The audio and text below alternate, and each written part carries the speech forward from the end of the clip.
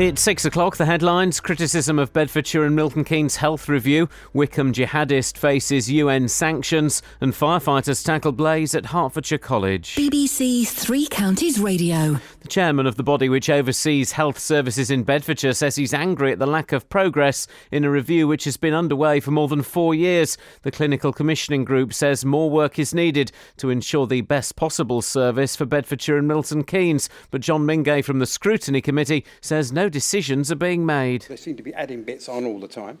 We seem to see new faces at every meeting. Questions we ask are not being answered at all. And we are the statutory body to scrutinise, set up by the government. I mean, I don't understand where we are, quite honestly. I'm the chairman.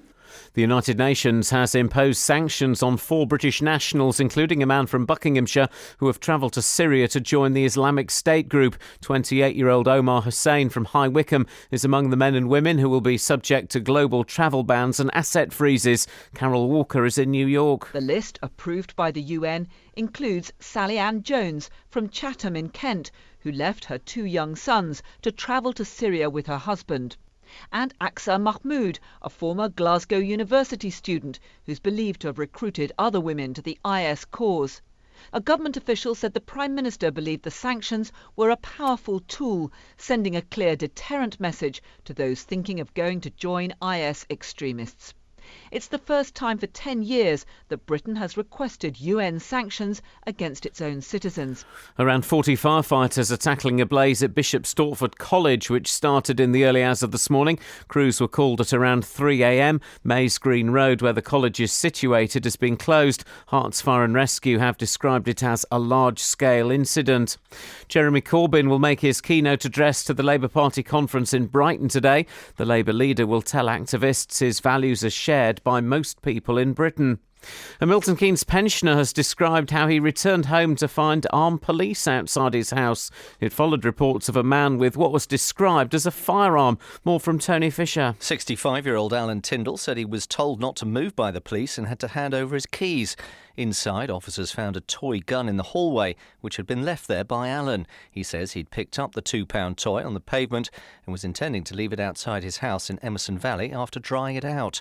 Alan described the whole saga as something out of a bad movie. In sport, there are League Two matches tonight for Wickham, Luton and Stevenage. Second-placed Wickham host Cambridge. Luton make the long trip to Morecambe. Stevenage return to Mansfield. And at the Rugby World Cup, England forward Billy Vunipola will miss the rest of the tournament after being injured against Wales. Nick Easter has been called up as replacement. The weather, another chilly start, followed by another dry and sunny day, a maximum temperature 18 degrees Celsius. And you can get the latest news and sport online at bbc.co.uk/3 counties. Nice and smooth.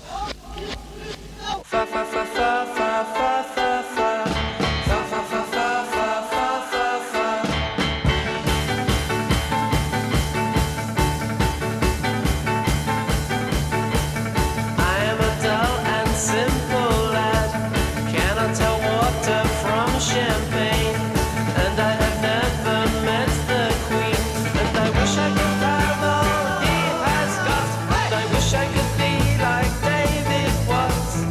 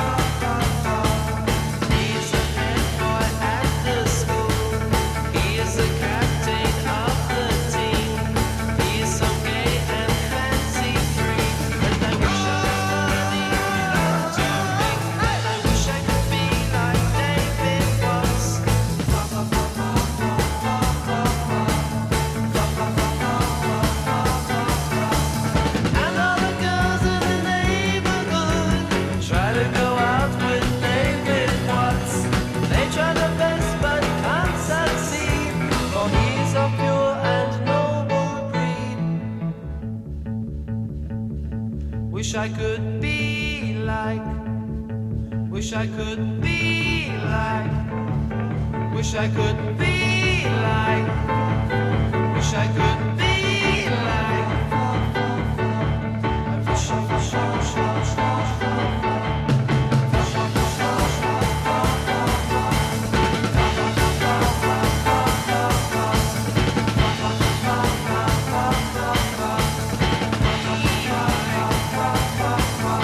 The studio is falling apart in my hands as we rock out to David Watts, guys. I mean, literally, this is the studio. Thank you. I listened to some of Steve Wright in the afternoon yesterday. Flippin' heck, I mean, it's time for a chatty bit. Okay, chatty bit. We're gonna have a chatty bit. Yeah. Ah, dear. Well, we'll have plenty of chatty bits this morning, guys, and spontaneous rounds of applause. Now, busy show this morning, although I've got no idea what's in the show. Catherine? Yeah, I've got a vague idea. Okay, Kelly? No. Okay, well, I mean, so like you, dear listener, we're going to learn what's in the show as the show progresses. Do you want me to give you a rundown? I don't actually. Hospitals. No, I don't. Sugar daddies. I'm gonna. Ooh. And armed police. Eee. Is it a serious sugar daddy story or a Yeah, light-hearted well, one? kind of. I know what people say though. If you go in a website called sugardaddies.com and get rinsed out by some younger woman, kind of asking for it. Okay.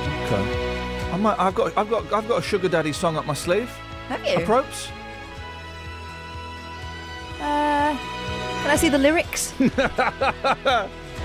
If you got some sugar, daddy, pour it on. She's gone to prison, so It'll be fine then. Yeah, it's fine. It'll be fine. Well, Across beds, hearts and bucks. This When- is BBC I'm Three Counties good. Radio. I know I'm mixing up stories here, guys. But when it comes to sugar daddies, sit back, enjoy this. Oh. When it comes to sugar daddies, they don't come much sweeter and daddier than. There it is. There it is. Okay. You heard it. And there it is again. You heard that. It's like a little mouse, a little sexual mouse that is able to tempt the vulnerable women with his cackle. Hello, Paul Scoins. Morning. Hello. Good morning. How are you? I'm okay, thank you. I'm in my spare bedroom. Nice to be here. Oh, do you have an argument with the missus again? I'm so sorry to hear that. You sounds like being a sugar daddy. You can't do that. You're an actual daddy now. I'm almost just too much of a player, really. Speaking of playing, I've given you my tickets to go and see Squeeze, one of the greatest, easily in the top 50 bands of all time. I've given you my tickets to go and see Squeeze tonight at Milton Keynes. 50 quid a ticket, Paul. Yep. I just wondered how we were going to do the money, how that was going to work. I was going to do a transfer, if that's all right, and as you say, I'll put it into the bank account marked Iain Lee in a major high street bank. But as Barclays? Yeah, that one. Okay. Is there any chance of getting cash in a brown envelope? Do you want it in euros? I would prefer pounds. Pounds would be awesome. Okay. I can do it in euros. I'll tell you what we'll do. Okay, right. And this will be tricky because there's a massive delay, but I think this might work. Just to prove how much... you can have those tickets for free, Paul. You can have those tickets for free. Okay. But... Cheers, man. Oh, no. Well, don't thank him yet. Oh, hang on a second. He's sort of already said it, though, hasn't he, Catherine? In fairness, Well, I mean, you heard it. Yeah, verbal contract doesn't really hold, does it? Yeah. Okay, but you've got to... well, it's sort of been... Oh, God, I can't do it. I think you might have to do something for him. I tell you what. Let's do this story, and then while we're doing that, I'll try and find the thing that I need. Are you ready to go, Scoins? I am, yes. Okay, let's blast this story into the stratosphere. More than 4 years after reviews began into the future of care at Milton Keynes and Bedford hospitals, it's being claimed no progress is being made and millions is being wasted. A healthcare review is underway to try to solve the financial and clinical pressures on both hospitals, but the chairman of a scrutiny committee looking into those health services says he's fed up with the lack of deadlines.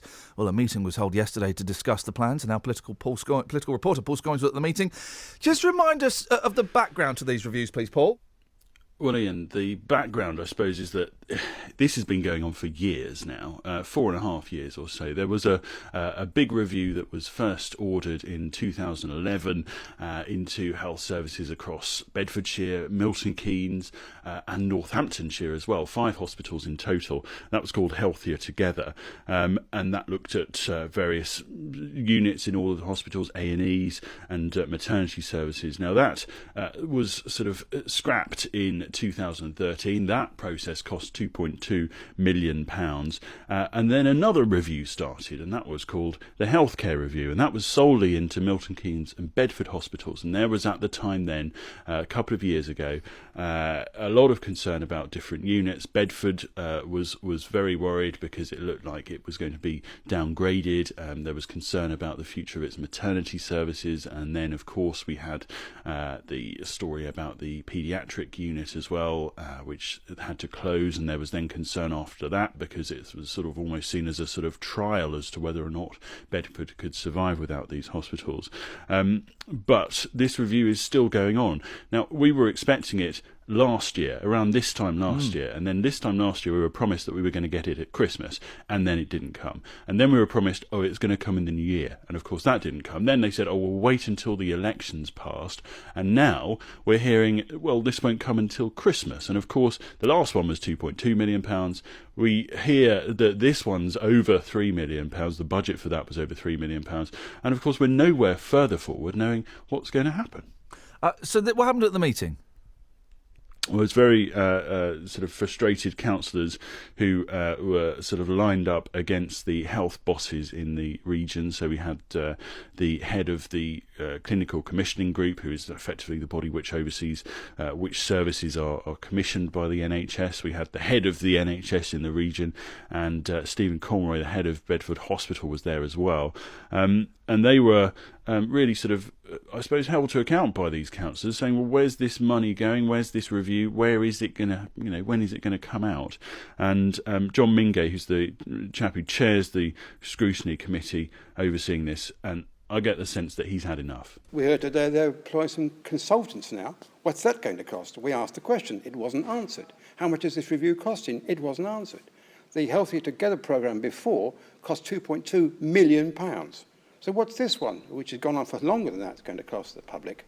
And at a time of difficulty, to say the least, in the health service financially. Well, he says he's fed up with the lack of deadlines. He says that we've got nowhere since the start of these reviews, and the money's going down the drain. Now, later this morning, we're going to hear the thoughts of the Mayor of Bedford, Dave Hodgson. He's been very vocal. Of course, we'll remember back to that day that we spent, all together of us, outside Bedford Hospital trying to get an answer about what was happening in the paediatrics unit. He was very worried then, and he says that the Bedford Hospital has closer ties with Addenbrooke's, which of course itself has got its own problems, or the Luton and Dunstable than someone like Milton Keynes, and he says that he needs to get some answers soon.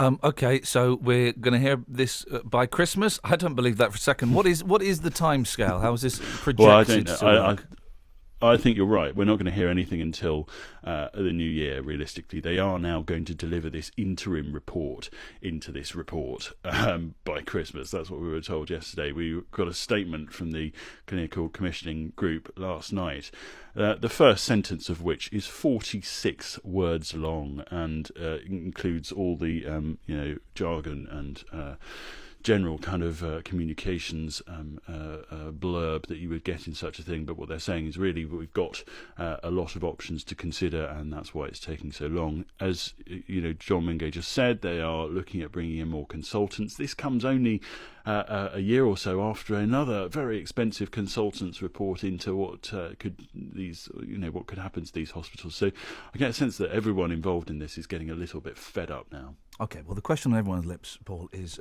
do you know Squeeze well enough to go and see them live in concert this evening in Milton Keynes? So just a quick snatch of Squeeze. Quick squeeze of... No, hang on, here we go. It's...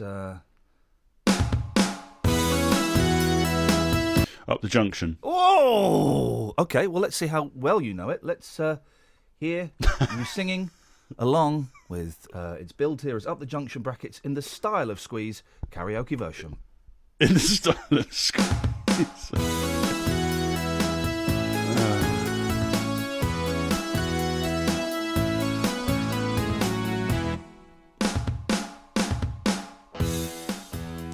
It was something that happened with me and a girl from Clapham on the windy common that night I ain't forgotten. When she dealt all the rations and some with other passions, I said, you're a lady. Perhaps she said, I may be.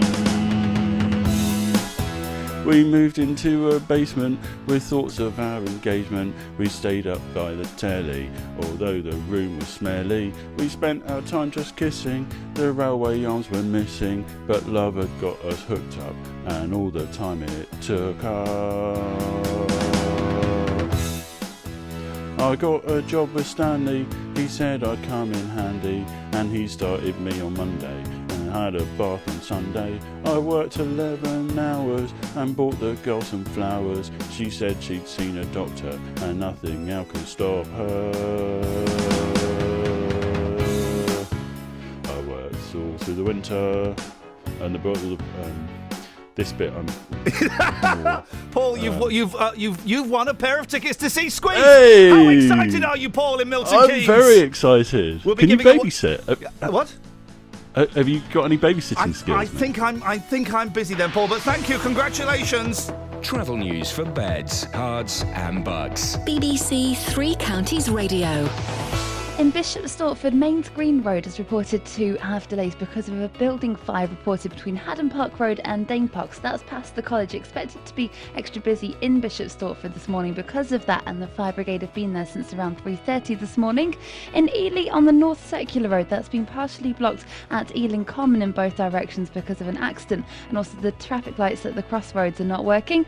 And on the motorways, there's no reported problems yet, but on the M1, there's roadworks going on between junction 12 for Flitwick and 11 for Dunstable in both directions, so expect delays. And the 6:43 train from Welwyn Garden City to Moorgate has been cancelled. Samantha Bruff, BBC Three Counties Radio. Thank you, Sammy. We'll be giving away another pair of... Oh, no, we can't do that anymore. Sorry. That was a one-off.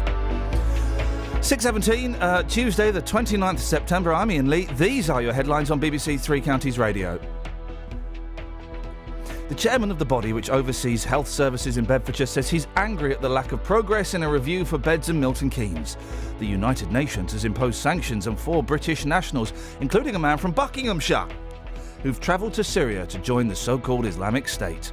And around 40 firefighters are tackling a blaze at Bishop Stortford College, which started in the early hours of this morning. On BBC 4. Starting in the 70s, a countercultural movement changed the way music was made forever. It was a statement, this is what I want to do, and a lot of bands just put their own records out without even a record deal. From grassroots beginnings, a new DIY approach to making and sharing music gave rise to a whole new genre, indie. It was such a fantastic distribution system. It wasn't just a sound, but an attitude and an ethos. It felt like it spoke to you, and it felt homemade. Music for Misfits. The story of indie with Mark Radcliffe starts Friday at 10 on BBC 4.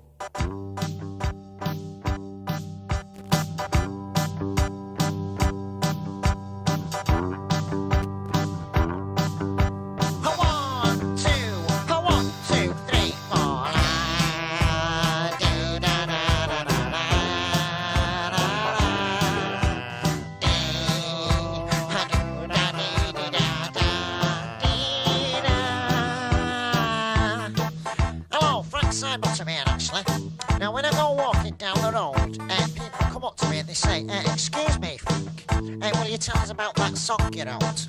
I say, oh, which song's that, mate, actually? And they say, you know that one. I say, oh, yes, I will tell you. How I wrote Elastic Man. How I wrote the Elastic Man. How I wrote Elastic Man. How I wrote the Elastic Man. Right, do you want to go, little Frank? Oh, yes, right, please. Come on then, and I'll join you on the chorus.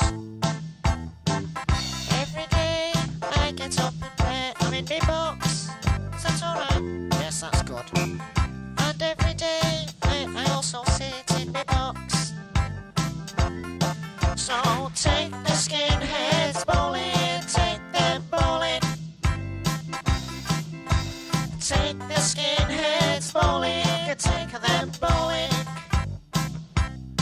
Oh, little Frank, la da da da da da da da, little Frank, la da da da. Little Frank struck again.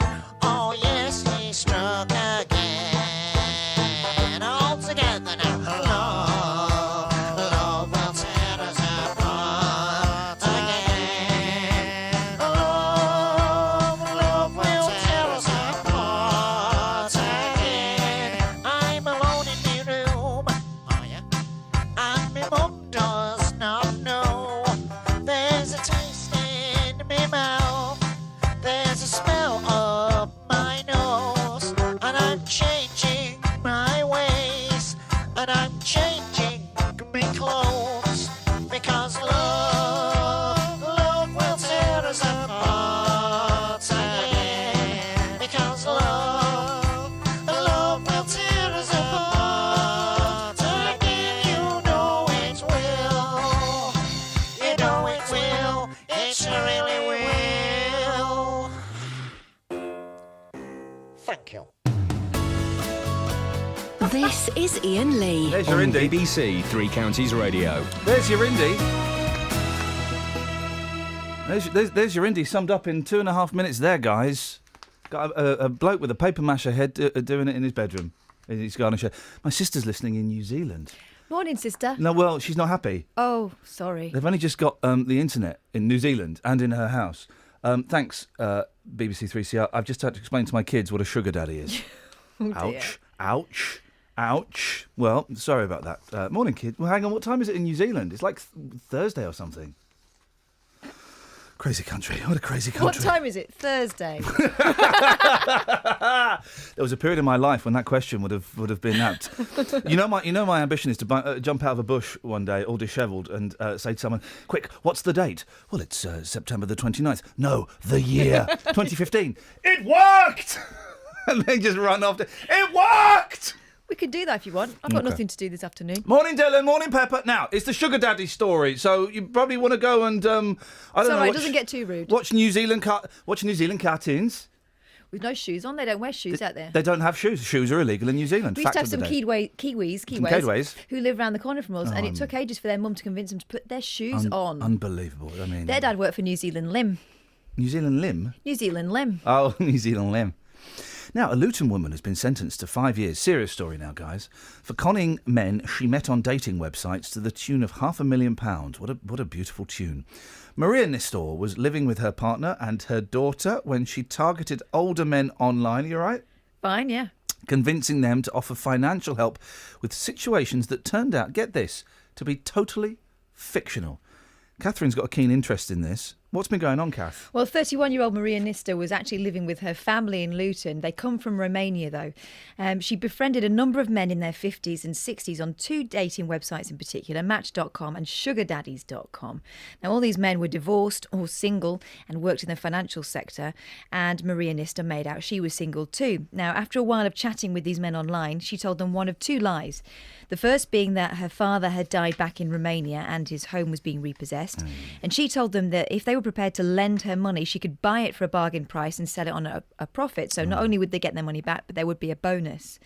Another of her lies was that her ex-partner had been a diplomat and had given her an £800,000 house.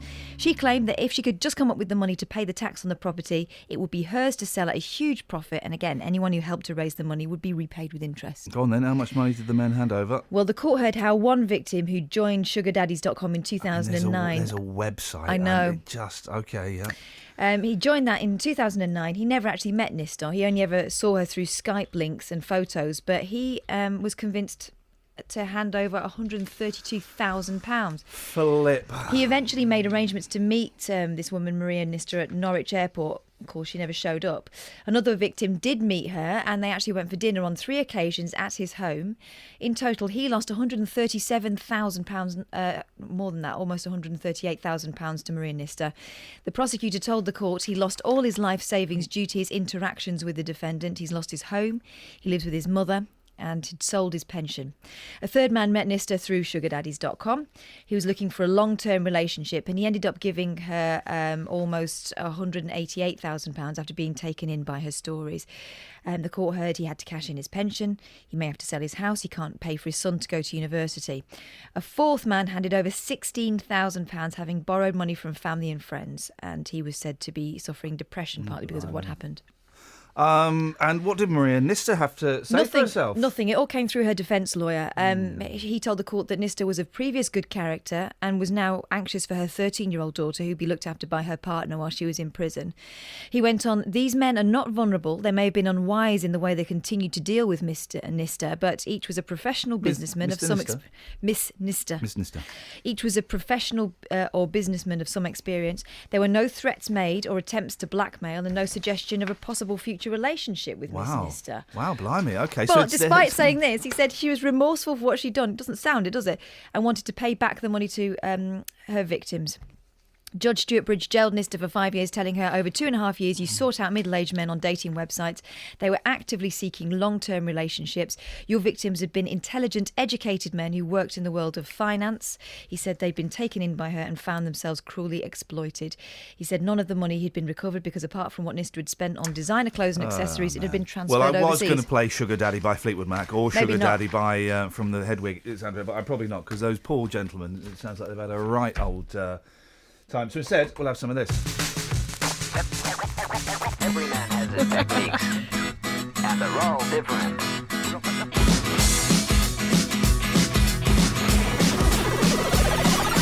They said you're not normal, why don't you sing R&B? I said I got no rhythm and I got no blues, I'm as happy as can be. They said how can you not bop to hip-hop? I said I most certainly do. Did you not see me dancing the other night like the girls on Channel U? Yeah, I can wind down low, be like the girls in the videos, but for me that's much too slow because I prefer rock and roll. I say yeah, I can wind down low, dance like the girls in the videos, but for me that's a no-no because I prefer rock and roll, rock and roll. They say, why'd you wear a shirt and tie? Now that's a bit bizarre. I said I like to look good when I go on stage, strumming my guitar. I like to sing my songs about real life things like good times and romance. And I prefer to do it in my skinny jeans and minuscule hot pants. Every man has his techniques. Cause this baby got no back. And they're all different. Yeah, I can wind down low, be like the girls in the videos, but for me that's much too slow because I prefer rock and roll. I say yeah, I can wind down low, dance like the girls in the videos, but for me that's a no-no because I prefer rock and roll, rock and roll. Why can't people just let me be? I'm only putting out what comes best to me. Some people get their kicks with other things, but I get mine with wood and string.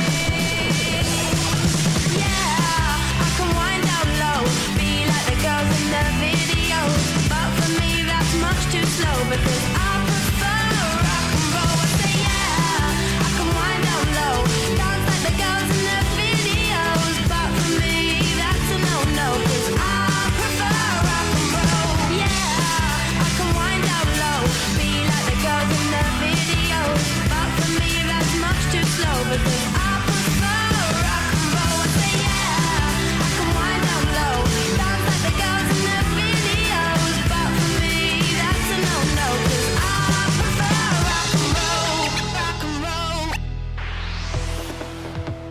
Travel news for beds, cards and bugs. BBC Three Counties Radio. Morning in Bishop Stortford because Mains Greens Road is reported to have a fire between Haddon Road and Dane Park, so that's past Bishop Stortford College, and the fire brigade have been there since the early hours of this morning. In Ealing on the North Circular Road, it's been partially blocked by an accident at Ealing Common in both directions, and also the traffic lights at the crossroads aren't working. And on the M1, it's moving fine at the moment through the roadworks between junction 12 for Flitwick and 11 for Dunstable. There is a lane closed each way, so that might cause some delays. And looking at the train departure boards on the 6:43 service from Welwyn Garden City to Moorgate. That's been cancelled. Samantha Bruff, BBC Three Counties Radio. Across beds, hearts and bugs. This is BBC Three Counties Radio.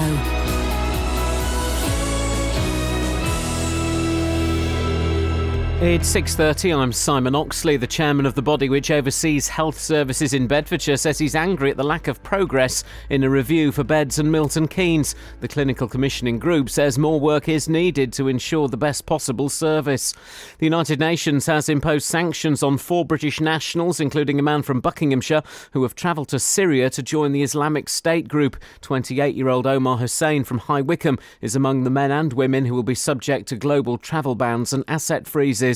And around 40 firefighters are tackling a blaze at Bishop Stortford College, which started in the early hours of this morning. Crews were called at around 3 a.m. Mays Green Road, where the college is situated, has been closed. Three Counties Sports. BBC Three Counties Radio. There are League Two matches tonight for Wycombe, Luton and Stevenage. Second-placed Wycombe hosts Cambridge, with manager Gareth Ainsworth proud of their start. We work really hard, and I think you've knocked it on the head there with tight unit. We don't have loads of players that we have to work with. We work hard, so every session we put on, everyone's involved. Everyone knows what's required and what they have to do to play for Wycombe Wanderers. Luton make the long trip to Morecambe with defender Scott Cuthbert and midfielder Nathan Doyle in contention to return. Striker Jack Marriott is pushing for a starting place after his 2 goals from the bench on Saturday.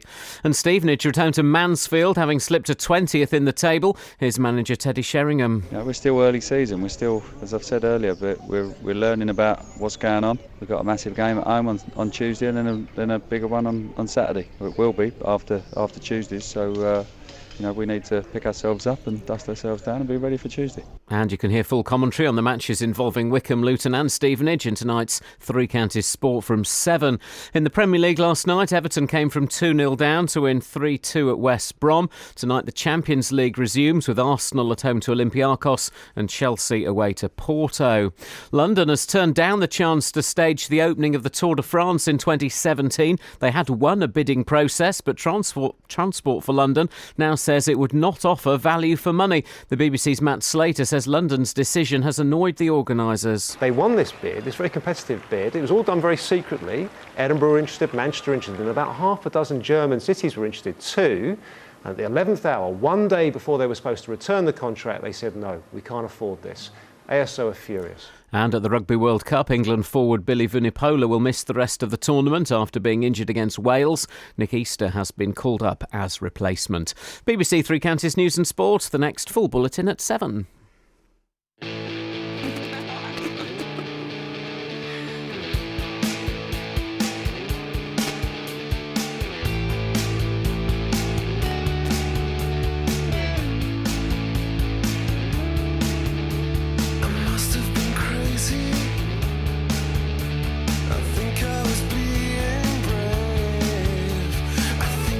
Bruce Lee. I might have been Michael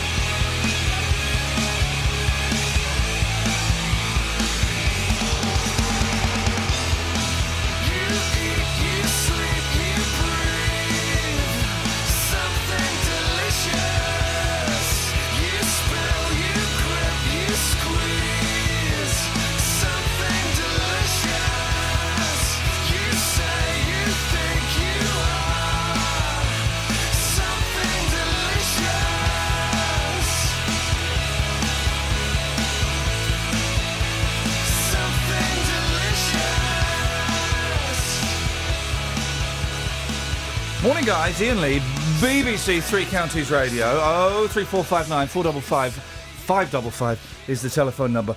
If you want to give us a call. Catherine and I had the great pleasure of literally standing in a cupboard yesterday. No joke about it. We were squashed into a cupboard. Door was open, and we got to see. Thankfully. Thank God, because I really was very nervous. And we got to see the Bare Naked Ladies do like I believe it's called a session. An acoustic session, and they were literally 4 foot away from us. They were amazing, and there was no. I thought there'd be an audience. We were the audience. There was us and 4 sweaty cameramen. And 8 songs. It was that weird thing of them being so close that you felt a bit uncomfortable meeting their eyes. Oh, I kept looking at the floor. Yeah, because they were like singing. Singing the songs, playing all the hits on the radio song, and I didn't want to make eye contact. I've told this is if you've ever put a celebrity off. By the way, 03459 455 555. I've put 2. I think I've told you these stories before. I have put 2 of the biggest rock stars in the world. I've put them off their stroke while they've been mid-stroke. First one. Occasionally I get invited to those an audience with at ITV, and I never go because I don't want to go and see that rubbish. I don't want to see Lionel Richie; it's awful. But then I got invited to an audience with Neil Diamond. Yeah, I'm having that. So there's me sat there's me and my wife. Next to my wife is Tim Vincent. This is the calibre of guest. Tim Vincent. Next to me is the arrogant dancer. Which one? Oh, Brendan. Yep. That was it. You got it from that. So I lived with my mum for 20 years. I can pretty much get anyone's clue. We were in the front bit where the camera pans down on the celebrities. Paul Ross was back with the punters at the back of the bus for Ross. Anyway, so Neil Diamond singing Forever in Blue Jeans. No. Sweet Caroline. No, I think it was Crackling Rosie, if I'm completely honest. Get on board. And he's as close as you are. Yeah. There's about 3 rows in front of me, and this is a small stage, TV studio. Could you smell him? I could smell him. I could smell the arrogance. And he's singing Crackling Rosie, and I'm going, Crackling Rosie, get on board. We're going to ride till... Just like my dad would have done, right? Very loud. Very loud. Very loud. Yeah. Well, he could hear me. And he gave me a look of death. And to the point where my wife nudged me and went, He's doing a Prince. Now, what doing a Prince means, that harks back to the other rock star that I've annoyed. We went to see Prince at the O2. Second row seats, right? And it was one of the nights when he wasn't doing that many hits, but then he put in Raspberry Beret. I go, yeah, I know this one, yeah. The kind you find in a second. And he stopped playing guitar and he looked at me as if to say, I'm Prince, shut up. And my wife, just me now. My wife nudged me and she went, He's doing a future diamond on you. The diamond thing hadn't happened yet, so it was weird she picked up on that. If you've ever put a celebrity off, it could be a rock star, it could be a celebrity chef, it could be a celebrity pickpocket. 03459 455 555 is the... Never put anyone off. I lied to Bob Monkhouse, but that's as far as it goes. Well, guys, ever lied to a celebrity? Go. I wanted my friend wanted his autograph. I didn't. Oh, yeah. I didn't want to do that thing where you it's a bit rude, I think, going up saying, can I have your autograph? It's not for me. So I pretended... I think you're a twit. No. So I pretended my name was Jackie. Oh, yeah. He's such a nice man. He was such a nice man. So what he does was, because he thinks my name's Jackie, he introduced me to his wife, who's called Jackie. And we had a conversation about being called Jackie. Hang on a minute. About 5 minutes. How can you have a 5-minute convo about being called Jackie? Well, are you a Jacqueline or a Jackie? I said, I'm a Jackie. I wasn't a Jackie at all. I was a Catherine. You should have said I'm a Catherine. You're a Jackie Bullshiner. But they were very lovely, both of them. I met Tony Black. That's how I met Tony Blackburn. Was at the Neil Diamond gig. You told gig. him your name was Jackie? Yeah, I did. No, at the Neil Diamond gig. That's where I met Tony Blackburn. I don't. He used to listen to a radio show, and we never met. And he very kindly invited me and my wife to hang out with him and his wife. And then John Sargent came, and boy, oh boy, it got a little bit crazy. So. Okay, so that's fine. Have you ever? Here we go. Lots here. I thought we had nothing, but actually we've got too much. The fire is going to burn and burn like an Apps Pond Lane. Have you ever put off a celebrity? Or put off anybody, actually. If you've ever put anybody off their stroke, 03459 455 555. If you've ever done that thing, well, you've got a man in the kitchen on his hands and knees. Oh, chance me a fire thing. I'm just waiting for the rest of the scenario. It happens all the time. And he's under the sink. and you say, "Do you want a cup of tea?" Yeah. Oh, flipping it! But if you've ever caused, here we go. Ever put anybody off? 03459 455 555. Ever caused anybody to bash their heads? 03459 455 555. Ever spoken to someone when you've been quite high and they've been quite low, Yep. or vice versa? Or the other way around, yeah. Yep. All day long. Well, that's your life, and Mm. it's kind of my Yeah. life. If you've ever done that, ever pretended your name is Jackie, ever met Bob Monkhouse, and ever that'll do. Those Have are you plenty. ever? Have you ever? 03459 455 555. Catherine, what have you got in the papers? Nothing. Well, Oh. all right. I'll just. It's honestly, there's a lot of horrible news and not much fun. Although we feel busy, the average Brit is productive for just 4 hours, 30 minutes a day. That's conservative. That sounds a lot. That's quite excessive. This is at work. Frittering away 3 hours. These are the 3 hours we're frittering away. Okay. So we're productive after this. I've got it right. People who work alone are the biggest procrastinators, a study has found. Well, it's easy to do that. You don't get caught. What did you say? Oh, procrastinators. It suggested Glaswegians work hardest, That. He's miming a pint. Oh, don't tell them. focusing for 5 hours, while those in Sheffield only managed 3 hours 54 minutes. 3/4 of those polled by Microsoft, I wouldn't like to be polled by Microsoft, admitted they waste too much time. Dirty wine. Go on, you do one. I will do one. There's I'll be honest, there's Very absolutely little. jack all in I mean, the there's a picture of a line with a comb over. This is what we've come to. Okay, well, I've got. Oh, okay, we're doing animals, are we? Right. Well, we can. You'll like this one. Well, don't speak too soon. Sex mad stag alert in London. I mean, Signs warned people to stay away from a town centre town centre? park Oh. after a sex-crazed stag weighing 1/4 of a tonne was locked inside. The animal, Oh, an animal, not a man. what, like Tony Stag or something? No, on a Tony's on the loose. You know, the stag. I'm going on a hen weekend. I'm thinking hens and stags. The animal, in its mating season, was spotted roaring and bellowing, stamping the ground and shaking its antlers after wandering into Croydon. A gate was opened. That's what he wanted. He wanted an open gate so he could... Roaring and stamping. I don't know. Okay. How romantic. Here's a fun game to play with kids, right? What noise does a chicken make? What noise does a sheep make? Meh. What noise does a goat make? Meh. It's kind of the Yeah. same. I'll let you have that. What noise does a cow make? Moo. Okay, what noise does a giraffe make? It doesn't.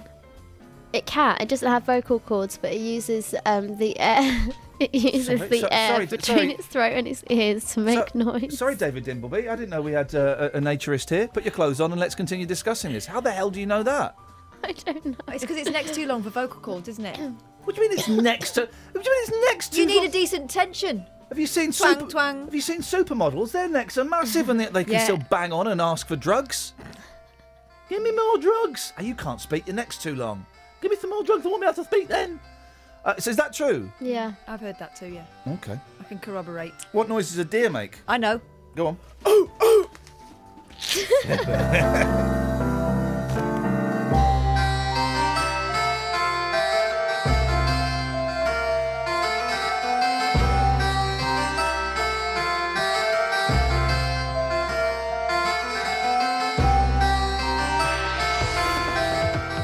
Travel news for beds, cards, and bugs. BBC Three Counties Radio. Expect delays in Bishop Stortford this morning because on Mains Greens Road there's reported to be a fire between Haddon Road and Dane Park. The fire brigade have been there since the early hours of this morning and it's by Bishop Stortford College. On the motorways it's starting to get busier, so the A1M is slow southbound around junction 7 for Stevenage and the M1 is building up southbound between junction 10 for Luton Airport and 9 for Redbourne.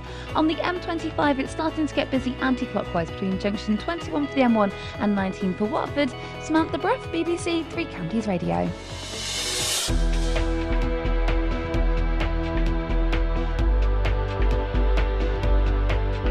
Thank you, Sammy.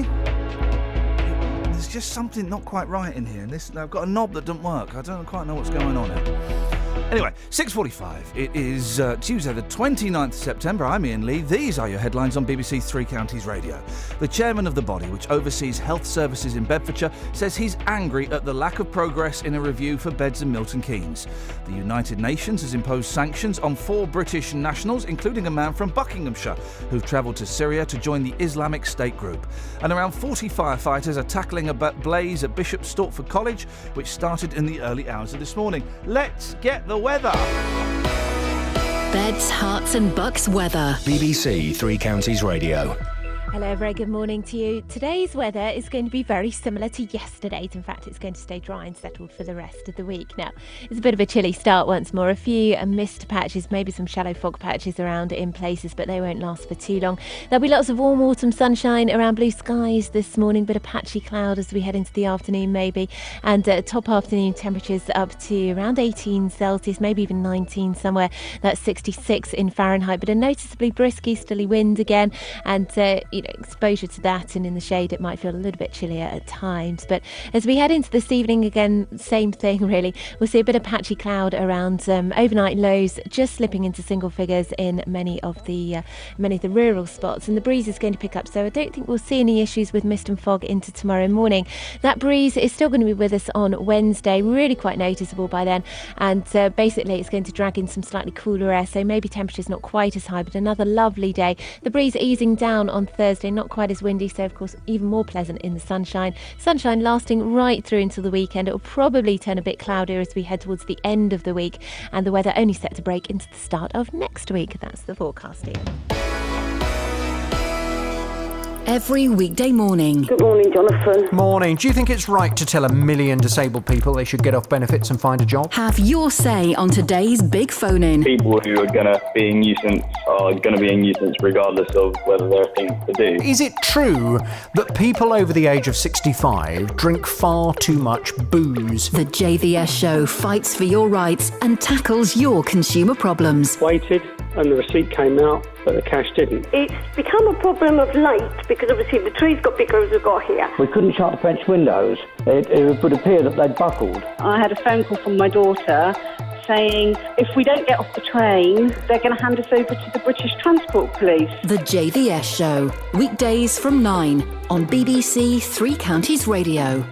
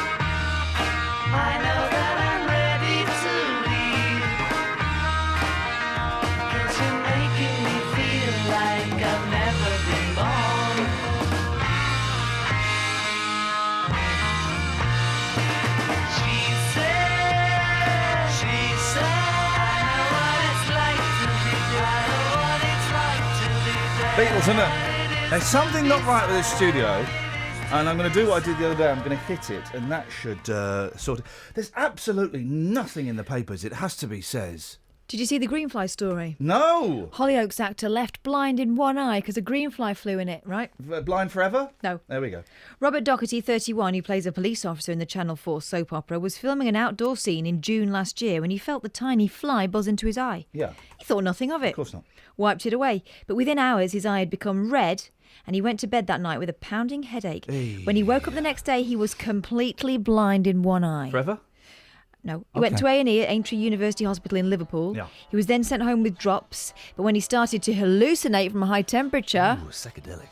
The following day, he was referred to a specialist who revealed that a scratch caused by the greenfly had become infected with a bacteria, creating a corneal ulcer, which was obstructing his vision. It was a big white blob over my eye, and it was really, really sore, Docherty said. Why does Hollyoaks still go... You know, the writers... I don't know why it's still on. The writers are told to not write for actors, but to write for models, because those guys are not actors. Is Tony still in it, the old man? I don't know. I've not watched Okay. it for ages. I used to watch it all the time. It's hangover TV, isn't it? It's Do you remember when they hangover did TV. Hollyoaks Late Night, and it was just like Hollyoaks, but they'd say like mild sexual swear words? It was like porno Hollyoaks. Wow. Holly porn. Porny Oaks. Porny No, Oaks. let's say Porny Oaks. Horny Oaks. Horny Oaks. There you go. There we go. Horny Oaks. We got there.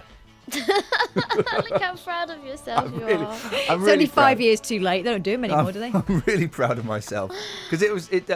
Because what I did there was I really worked about it, and it was worth it. It was a good one. We're all very tired today, guys. We're all very tired. So it turns out there is water on Mars. You feeling thirsty? According to the BBC, liquid water as opposed to... Hard water!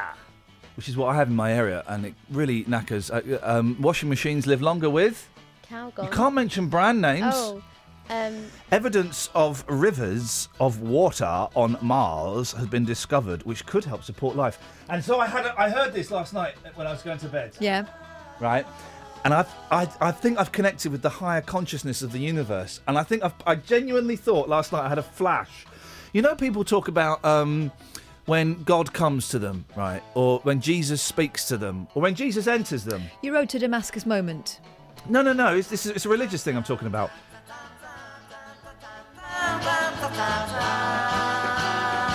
I'm not saying Jesus entered me, but we had a good night. And last night I had a moment where suddenly all of the dots were joined up, right? And I could see it. What? What did you see? And you're going to laugh at me. Of course I am. Go on. 03459 455 555. I think that like millions of years ago, we lived on Mars. But, and this came to me in a flash last night, and I totally believe this now. We lived on Mars, and our planet was dying. Okay? So we had to find another planet, and that's how the Egyptians came to Earth. Right. Now that is genuinely... Can I raise a number of points? Please. How did they build the pyramids? How did they build Stonehenge? Stonehenge was the landing ground.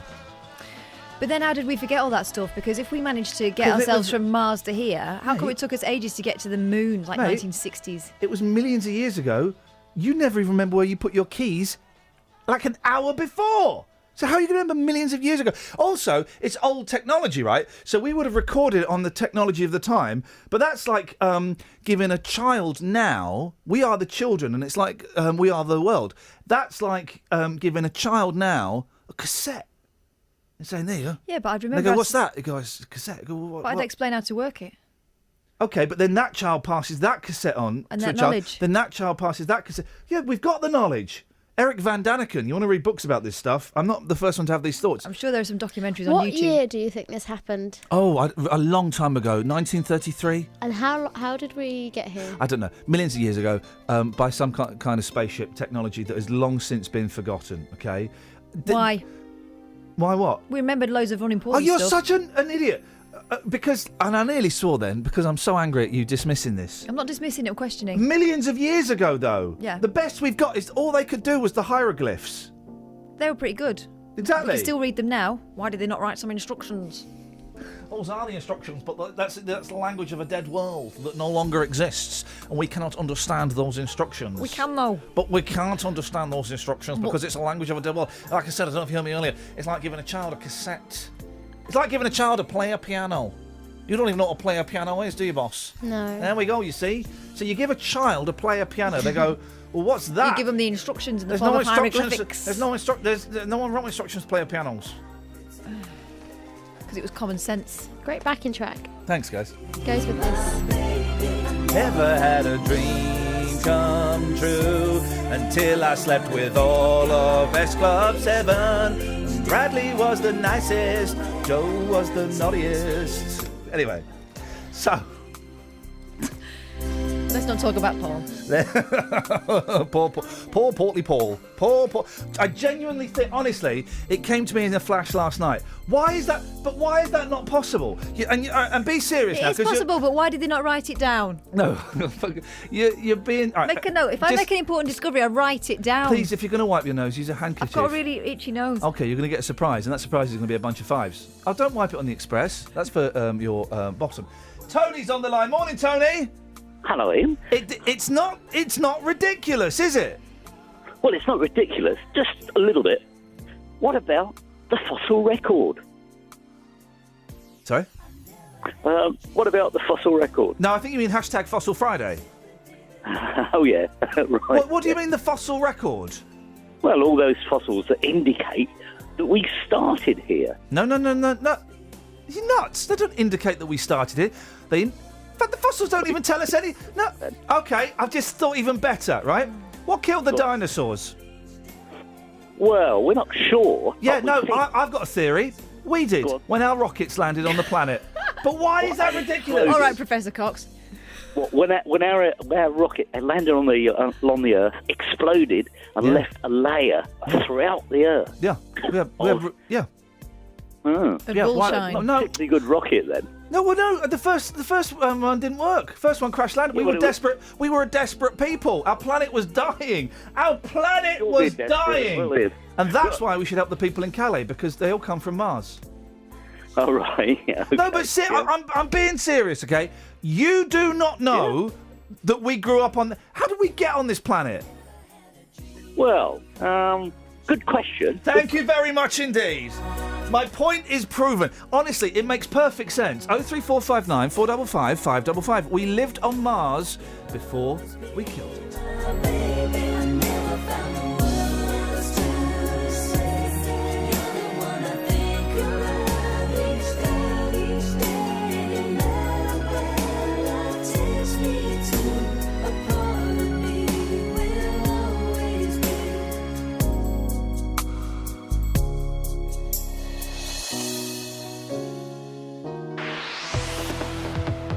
Travel news for beds, cards and bugs. BBC Three Counties Radio. It's starting to build up on the M1 southbound between junction 10 for Luton Airport and 9 for Redbourne, and it's also busy on the M25 anti-clockwise between junction 21 for the M1 and 19 for the A41 in Watford. In St Albans on the North Orbital Road, there's a lane closed there each way for roadworks between the Park Street roundabout and the London Coney roundabout, so expect that to get busy. It's looking a little bit slow, but no major delays there yet. And expect delays in Bishop Stortford because Mains Greens Road is reported to have a building on fire between Haddon Road and Dane Park, so that's past the Bishop Stortford College. Samantha Bruff, BBC His Radio. Thank you, Sammy. I cut you off a little bit too early. Sorry. I'm excited because I've got a theory. Genuinely, you don't know that we didn't live on Mars. 03459 455 555. Local and vocal across beds, hearts and bucks. This is BBC Three Counties Radio.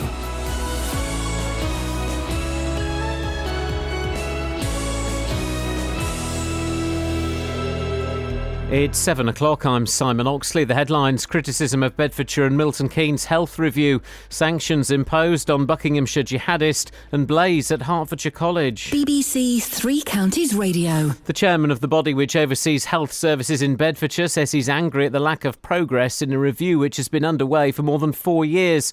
The clinical commissioning group says more work is needed to ensure the best possible service for Bedfordshire and Milton Keynes. But John Mingay from the scrutiny committee says no decisions are being made. They seem to be adding bits on all the time. We seem to see new faces at every meeting. Questions we ask are not being answered at all. And we are the statutory body to scrutinise, set up by the government. I mean, I don't understand where we are, quite honestly. I'm the chairman. The United Nations has imposed sanctions on 4 British nationals, including a man from Buckinghamshire who have travelled to Syria to join the Islamic State group. 28-year-old Omar Hussein from High Wycombe is among the men and women who will be subject to global travel bans and asset freezes. Carol Walker is in New York. A government official said the Prime Minister believed the sanctions were a powerful tool, sending a clear deterrent message to those thinking of going to join IS extremists. It's the first time for 10 years that Britain has requested UN sanctions against its own citizens, and it's considering whether to add more names in future. The government's also to spend an extra £10 million to set up a new unit based in London to try to counter extremist propaganda around the world. Around 40 firefighters are tackling a blaze at Bishop Stortford College, which started in the early hours of this morning. Crews were called at around 3 a.m. Mays Green Road, where the college is situated, has been closed. It's believed the blaze started in one of the boarding houses, but there are no reports at this stage of any injuries. Herts Fire and Rescue have described it as a large-scale incident. Jeremy Corbyn will make his keynote address to the Labour Party conference in Brighton today. He will tell delegates that he loves his country. Earlier this month, the Labour leader was criticised for not singing the national anthem at a service at St Paul's Cathedral. A Milton Keynes pensioner has described how he returned home to find armed police outside his house. It followed reports of a man with what was described as a firearm. More from Tony Fisher. 65-year-old Alan Tyndall said he was told not to move by the police and had to hand over his keys. Inside, officers found a toy gun in the hallway, which had been left there by Alan. He says he'd picked up the £2 toy on the pavement and was intending to leave it outside his house in Emerson Valley after drying it out. Alan described the whole saga as something out of a bad movie. In sport, there are League Two matches tonight for Wycombe, Luton and Stevenage. Second-placed Wycombe hosts Cambridge. Luton make the long trip to Morecambe. Stevenage are at home to Mansfield. And London has turned down the chance to host the start of the 2017 Tour de France, the Grand Depart, because it would be too expensive. The weather, another chilly start, followed by another dry and sunny day, a maximum temperature 18 degrees Celsius. And you can get the latest news and sport online at bbc.co.uk/3 counties.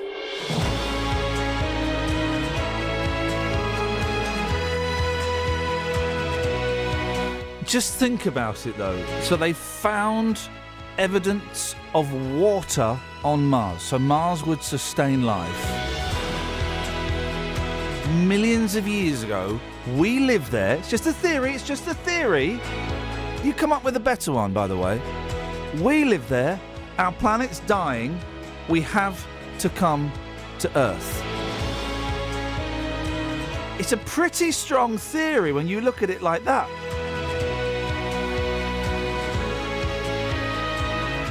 #03 459 455 555. Also, ever put somebody off their stroke? Ever caused anyone to bump their head? Ever pretended your name was something other than what your name actually is? 03 459 455 555. Across beds, hearts and bucks. This is BBC Three Counties Radio. Morning, Darren. Morning, Ian. Right, I've got it. Apes used to live on Mars. They then travelled to Earth. We evolved them. Job done. That's it. That's the answer. That is a clear answer. Well, hang on a minute. How did apes get from Mars to Earth? They evolved from the water. That's just been found. Yeah, right. But here's the thing. Can I speak freely? Can I speak freely? I mean, you always do. I don't know why you asked. All right. I'm not a creationist, right? But you know the theory of evolution, Darren, that says that we lived in slime and then we crawled out of slime and then we turn into monkeys and then we turn into people. Two things, right? Darwin said that. Yeah. Go on. Yeah. Two things. Well, Darwin nicked it, but well, yeah. Why don't monkeys evolve anymore? Because they're perfect monkeys. They are evolving anyway, aren't they? Just slowly. I'm talking to Darren, mate. You got time to have a go at me later on. I've got an answer to that. Basically, what did, okay, they thought, right, we're going to Mars, we're going to evolve to something different, we're going to put a genetic thing in our gene pool that'll stop chromosomes from further than what we're doing now, and that's why... Okay. we haven't evolved. All right. And you know here's the thing, right? And this is for both of you. Let him go first, Catherine. Catherine can go first. Well, okay. Well, I think you're just going to try and you just want to piggyback Catherine, don't you? Fair enough. The theory of evolution.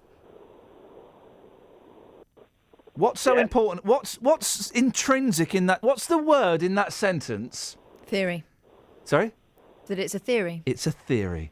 It's just a theory. It's not a fact of evolution. It's not a scientific definite of evolution. It's a theory. A theory. And a theory means, Darren, we ain't got a clue. We're just whistling in the dark. No, it's stronger than a hypothesis. What I'm saying is, Darren, I don't necessarily buy the theory of evolution.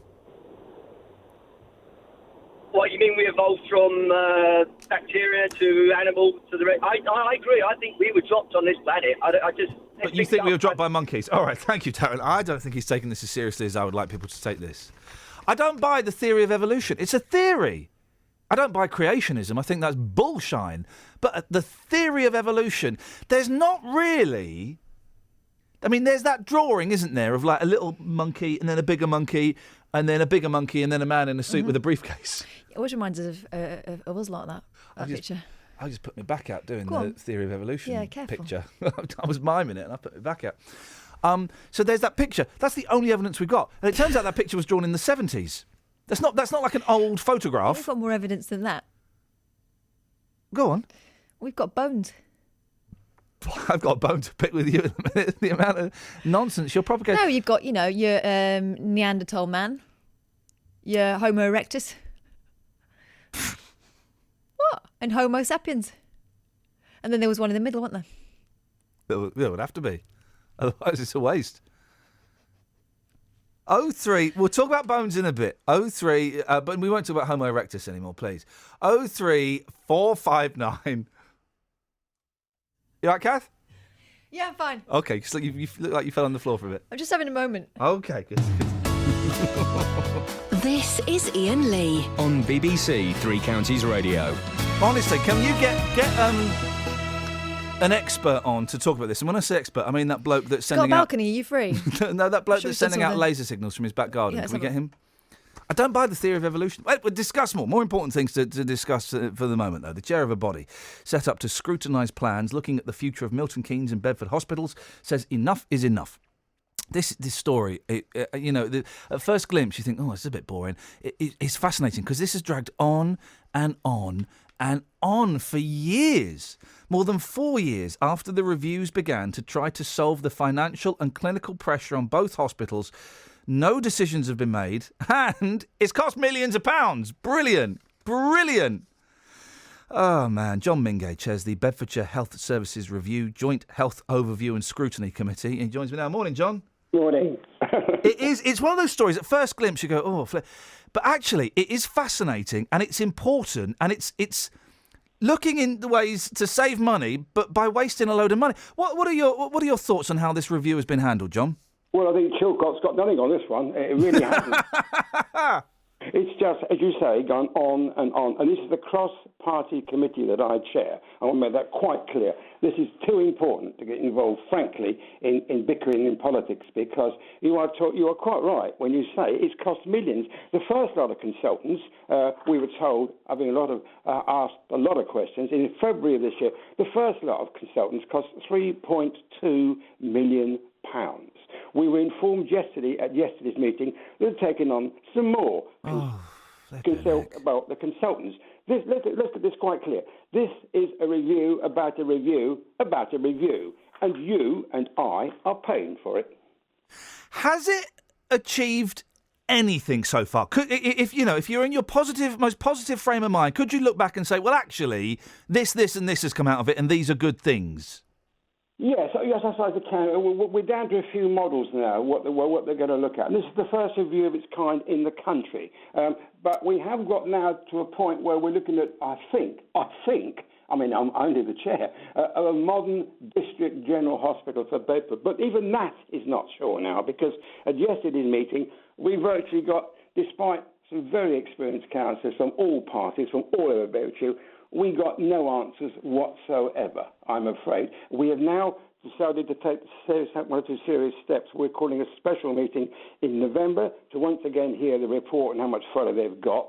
And if we get nothing from that meeting in November, I have the right as chairman, with the acceptance of my committee, of going directly to Jeremy Hunt and complaining that we cannot do our job of scrutiny, representing you, the ratepayers, because they're not done theirs, and it's taken them 4 years and cost millions of pounds. Here in Bedford, actually, in 2 weeks' time, Jeremy Hunt, and I will be meeting him. Do let us know what if you get to speak to him and what he says about this. We had kind of had like 3 deadlines last year. Now we're being told, just before Christmas. Yeah. We ain't going to get it before Christmas, are we? No, and the other worrying thing is the Bedfordshire Clinical Committee, which you well know, overspent by over £50 million, the worst results financially in Great Britain. We were informed by then that they have spent their £5 million reserve funds already, and this was the middle of September, with a winter to come. That money was put to one side, I must presume, to see us through a bad winter. That money has already been spent. So, chew on that one. I mean, the figures are so astronomical, and we talk about hospitals and the NHS struggling to make ends meet, and there being a massive overspend. I can hear the frustration in your voice, John. Well, the frustration came to the surface yesterday's meeting when every council there, more than frustrated, they were very angry, and I'm afraid we've now reached the tipping point, and we need some answers. And if we don't get them in the next few weeks, we will take the action I've already outlined. Finally, John, whose fault is it? Is there one person or one body you can point to and say it's them? I shouldn't be laughing because it's very serious. That's a very good round about the NHS. I mean, I've been in politics for 24 years, and God knows local government's difficult to understand. The NHS is a web, an absolute web, which I don't think even they understand, frankly.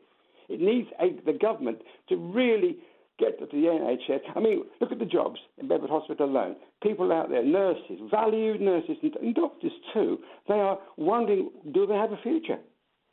Who wants to work at Bedford Hospital when the future is so uncertain? You know, it is very, very serious.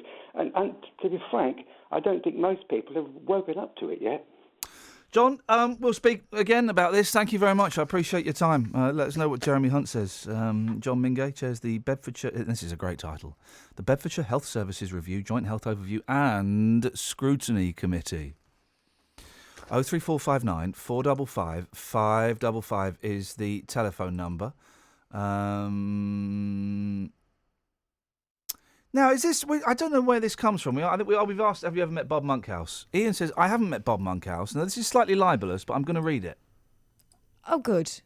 Are you going to take full responsibility as producer? No. Thank you. I haven't met Bob Monkhouse, but I have been on a night out with Sue Pollard. She kept pulling her top up, exposing her breasts. From Ian. Now, I'm reading that because I've met Sue Pollard...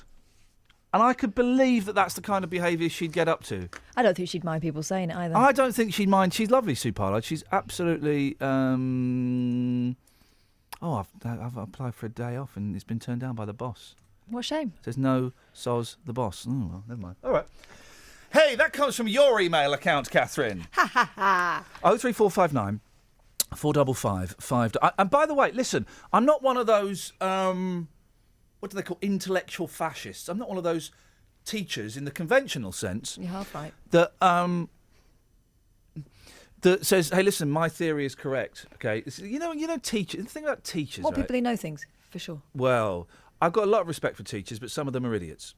A lot of the teachers I had were idiots, apart from Mrs. Routledge. Oh, Mrs. Rowling? Mrs. Routledge. Oh. The way she could lean over a desk to explain those Shakespeare plays, and I got very confused a lot, and I had to ask her to lean over the desk a lot. You still don't understand them. If she wants to come and educate me more. But the teachers, you know, a lot of teachers, and I'm a big fan of teachers. Regular listeners to the show will know I've got a lot of respect for, but some of them, they just do it from their books. And if you question the teacher sometimes, no, No, stop. Yeah. Stop it. I used to like that when you realised you hit the top of their knowledge. Yeah, you question, but sir, that doesn't sound right. No, stop it. It says in this book. Right, I'm not one of those teachers, guys. We found out our physics teacher only got a D. In what? Physics. Hey. Oh dear. His life wasn't worth living. Oh dear. Oh dear. Oh dear. Oh dear. 03459 455 555. What I'm saying is, I will listen to your theories. If you want to come and question me, please do. If you want to come and say, well, actually, I think this. Let's just chew the fat. Huh? Sorry? I was going to say to you, we were looking for that fella who was signalling to UFOs from his garden in Kensington. Yeah. Don't seem to have his number, and I think he may be off the grid. Oh, what was his name? Can't remember. There was if you live next door to a fruitcake, No. An individualist, a Hinduvidualist, a gentleman who thinks there's ley lines in his back gardens and he's signalling to people from Mars, 03459 455 555. Turns out he may have been right all along. Travel news for beds, cards and bugs. BBC Three Counties Radio. The A1M is busy southbound around Junction 7 for Stevenage, and it's also slow on the M1 southbound from Luton Airport towards Junction 9 for Redbourne. The M25 is busy anti-clockwise between Junction 21 for the M1 and 19 for Watford. And in Bricket Wood, it's also busy on the M25 Junction 21A roundabout on the North Orbital Road. In Bishop's Stortford, expect delays on Maze Green Road because of a building fire between Haddon Road and Dane Park, so it's near Bishop's Stortford College. And on the North Circular Road in Ealing in both directions, it's still very, very busy with delays from Park Royal and the Chiswick roundabout to the A4 Junction 1 and the A406. Samantha Bruff, BBC Three Counties Radio. Thanks, guys. I'm getting a lot of love and support for my theory on the internet.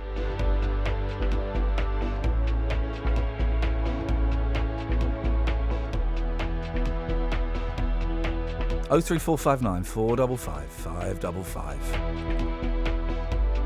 7:17. It's Tuesday, the 29th of September. I'm Iain Lee. These are your headlines on BBC Three Counties Radio. The chairman of the body, which oversees health services in Bedfordshire, says he's angry at the lack of progress in a review for beds in Milton Keynes.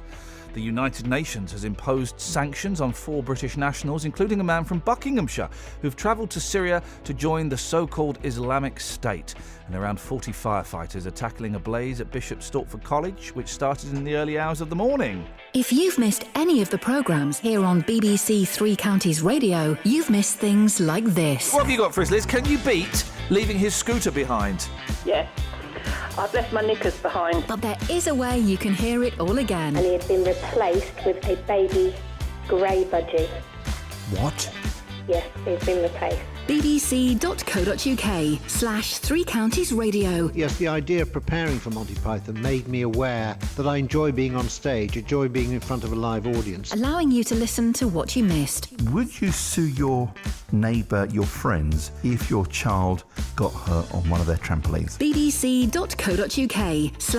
Counties Radio. I don't get the trampolining thing. I don't get... First of all, you buy one, most of them are filthy, they're covered in leaves and water, and they get used twice, and then that's it, right? And they clutter up the garden. But the fella next door, right? So I was in the garden the other day, and the fella next door, I've never spoken to, he thought I was calling him. I wasn't. I was calling the dog. Why would I call him? You went, hello, yes? What's his name? Well, apparently it's similar to my girl dog's name. You went, hello, yes? What? Are you calling me? I said, no, I'm just looking for the dog. Oh, what does it look like? I'll have a look for it. I said, well, no, it's in the garden somewhere. I said, no, he's not come. Anyway, he said, you've got 2 boys, haven't you? I said, yeah. He said, but they like, and as soon as he said this, I thought, my wife's going to kill me. However this story ends, my wife's going to kill me. Would you like, I've got I was going to throw it away, I've got a small football net. I went, like a goal. I went, yeah, all right. Fine. I think, my wife's going to kill me. She doesn't like stuff. And he said, I'll put it over. It's small enough that I can pass it over the fence to you. It's quite a high fence. I was like, all right, yeah, fine, that'd be great. It's flipping massive. It's when the lads go out for stag weekends and before they get all strippered up, they go and play 5-a-side football. Yes. It's a proper 5-a-side football. A metal one? Yes. One that could fall on a child? Yes. And he got stuck in a tree. Gosh. And so I then had to, and it was massive. I thought, flipping it, my wife's going to kill me. Wonder why I wanted rid of that. Well, exactly. And so I kind of had to hide it. Well, I texted her and said, look, I've done something really stupid, but I didn't know a way out of it. Thing is, I can't get rid of it now, because if he sees me chuck it... Well, first of all, I can't fit it in the car. It's flipping massive. And if he sees me chucking it out, did you not like... What you do What's is the problem with it? you wait until the neighbour next door starts shouting their dog. You say, yes, yes. And then you hand it over to them. And so it goes. But now the more I think on it, the more I think I've been stitched up there. Yeah, because like he had no way of getting rid of that. And now I've got no way of getting rid of it, and my wife doesn't talk to me, and it looks rubbish in the garden, and the boys don't like football. Could you not grow a clematis up it? Beg your pardon? Beg your pardon? Well, the netting could come in handy for that. Oh, we're back to Homo erectus. Mm. 03459 455 555. Adam's on the line. Morning, Adam. Good morning, Ian. How are you? I'm good, thank you, mate. I'm genuine. I'm serious about this idea that I've got. Yeah. It sounds plausible, but I'm not someone who's going to come in with a theory of my own, because I'm not smart enough for that. No, I can understand that. Thanks. Okay, so the earliest known recordings of any happenings are caveman drawings. The earliest known recordings of any happenings are cavemen drawings. Okay, yep. That's to our knowledge. And within that, it's quite clearly depicted that man discovered fire. I don't know if can see where I'm going with this, but you're saying that theory is not fact, fine, but physics... Well, theory is not fact. By its very definition, theory is theory. It's not fact. Yeah, theory is theory, but physics is fact. And whoa. I've got to stop you there. Your premise is flawed. A significant portion of physics is theory. Is theory. Yeah. But there are parts of physics that have been proven. Yeah, but you can't say all of physics is fact, because that's not true. So yeah, a small percentage of physics is fact. Yeah. Did start off to say physics contains fact, but okay. You neglected to say the word contains, but okay, fine. Right. So in order to move something through space, you need a force, because there's no airflow. So you'd need a form of combustion. So they would have had that prior to landing on Earth. Why would you need combustion? That's a very old-fashioned 21st century way of looking at things. No, in order to create a force, you need a reaction.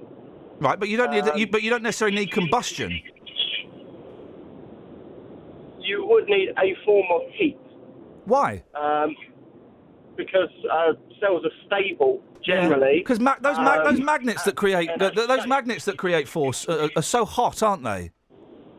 No, they're not. And they create force. But in order to create those magnets, they need to be forged. They're not natural. They need to be forged. No, hang on. Magnet is natural. Magnet exists. Yeah, and to make it into a shape that's useful enough. Oh, so you've got to. So we've gone from magnets not being natural to now you've got to forge them into a shape. So you need fire. Yes, you'd need to make them into a usable shape. To make them in that horseshoe shape, yeah.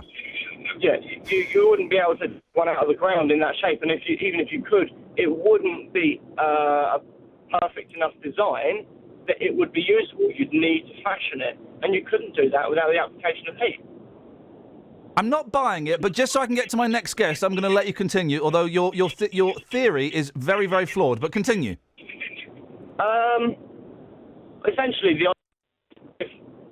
they would have needed some form of combustion to create something that was capable of moving through space. Okay, let's assume you're right. Right. Land on Earth. You're saying people forget stuff. That's fine, but unless the entire of the settling people were killed, excluding babies who hadn't been passed on the knowledge, which fine. How would they have survived? Sorry. Where did you get to that point? Well, how much do you know? How much do you know about the ancient Greeks? reasonable amount. Yeah, you don't know all of it. There's massive gaps in our knowledge about the ancient Greeks. They flipping invented writing. You go and tell the Chinese that. But they the ancient Romans. We know bits about the ancient Romans. We had an argument the other day about what vomitorium is. We don't know, and they were one of the most intelligent peoples around. Stuff gets lost in history. Where did your nan and granddad meet? I believe they met in Poland. Okay, where exactly in Poland? Not famous. You've just proven my point. It's just proven my point. No, he hasn't. That's only 2 generations back. But that's not important survival stuff, is it? It's only 2 generations back, and he doesn't even know where his nan and granddad met. Wow. So how's he going to know? What did you say? So how's he going to know what happened 10 million years ago? I think if his life depended on it, he would. I think I'm sorry, I've just shot you both down in flames. And all this stuff about combustion and what have you, you're right.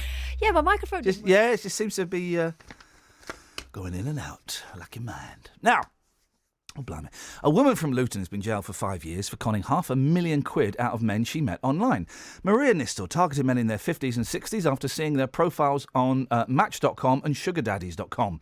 She told them 2 main lies. One, that her father had died back in Romania and she needed financial help settling his affairs, and her ex-partner had given her a house and she needed help with the tax. 3 men ended up giving her over £100 million each. Wayne Mays, the founder of Scam Survivors, 100,000 each, sorry. Wayne Mays, the founder of Scam Survivors, and has been dealing with the so-called romance scammers for 9 years. Morning, Wayne. Morning. It's easy to sit here and go, these blokes are idiots. But they're not, are they? These are intelligent people that got sucked in. How does someone get sucked into something like this? The scammers will tell you absolutely anything you want to hear because they don't ever have to give you what they're saying. So they could promise you the sun, the moon, the stars, knowing that they never have to follow through with it. They're also going to... what's what I'm looking for? So I always forget this word. It's too early. Don't worry, it's a ridiculous time in the morning to be having any kind of conversation, Wayne. I appreciate that. But I guess, is it one of those things where the scammers, if they fire out, 100 emails, if 2 of those people bite, then they're quids in, aren't they? Oh, absolutely. And a lot of these scammers will send out a lot of emails and a lot of messages on the dating site profiles. The interesting thing with this one is that it's an actual female doing this. Most of the time we deal with these, it's a male pretending to be a female. Yeah, you're and the right. fact that they actually met the person, which is also very rare. That's an odd twist because I've read loads of stories where it is some bloke in living in his mum's spare room who's doing this, pretending to be a woman. Are there more cases of actual women doing this? Do you think? There are in certain countries, for example, in Ukraine, we tend to find that they will do this. We call them pro-daters, where they will actually physically meet the people. Oh, okay. But it is a rare occurrence. It's a very small percentage compared to the ones who only ever will talk to a person online. I would imagine as well for the gentleman.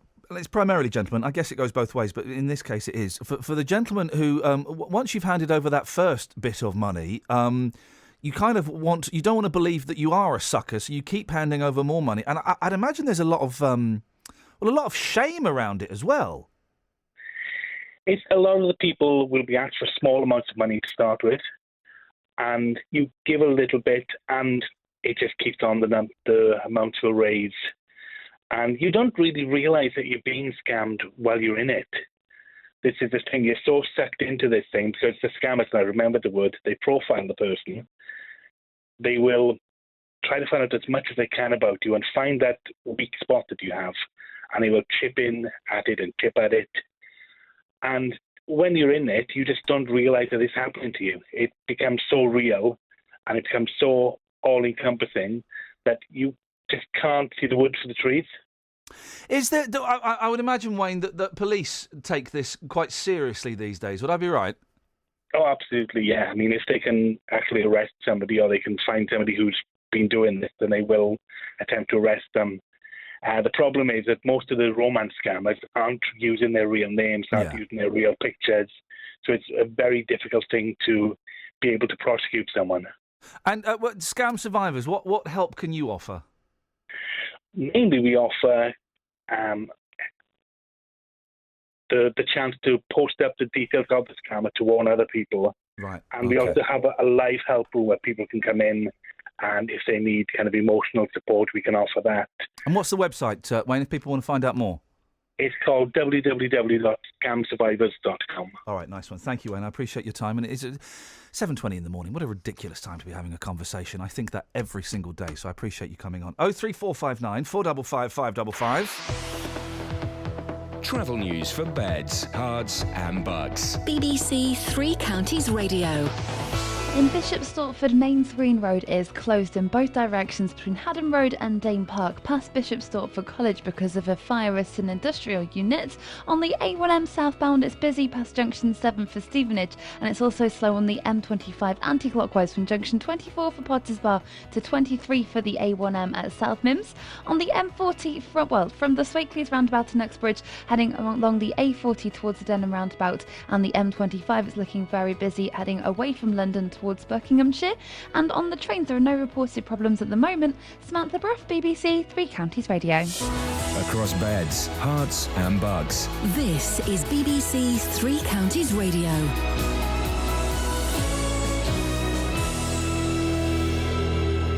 It's 7:30. I'm Simon Oxley. The chairman of the body which oversees health services in Bedfordshire says he's angry at the lack of progress in a review which has been underway for more than 4 years.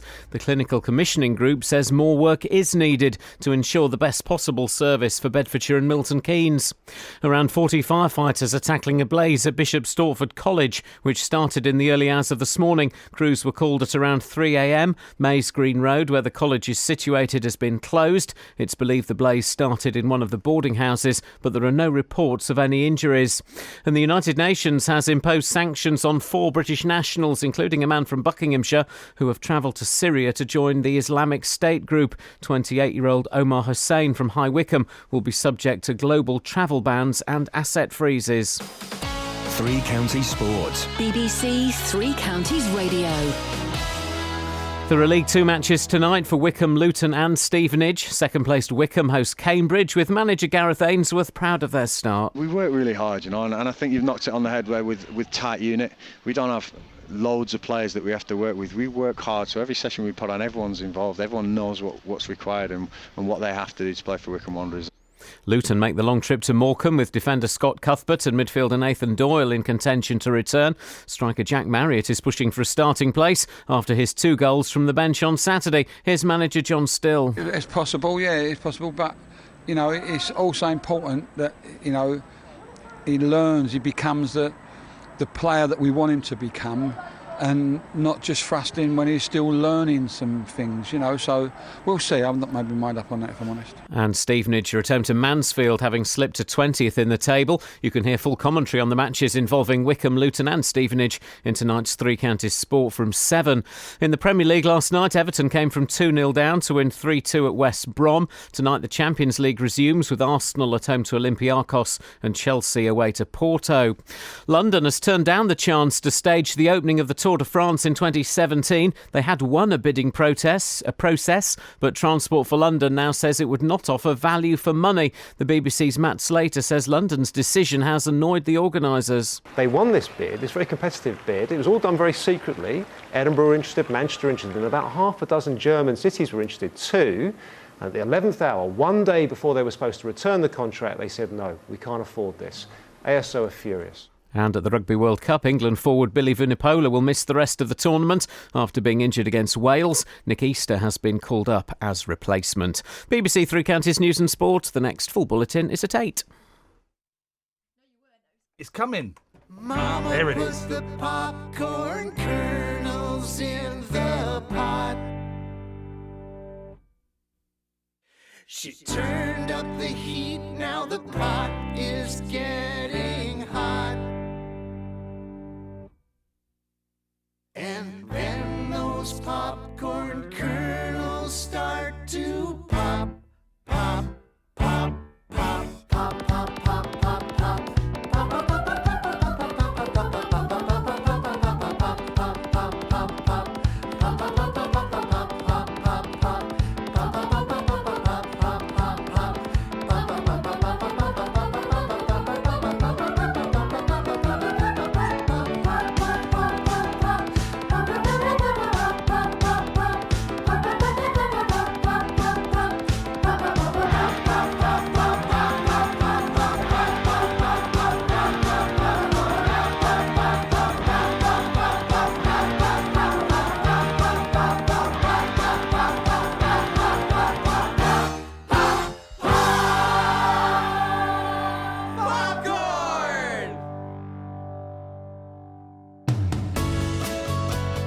This is Iain Lee. On BBC Three Counties Radio.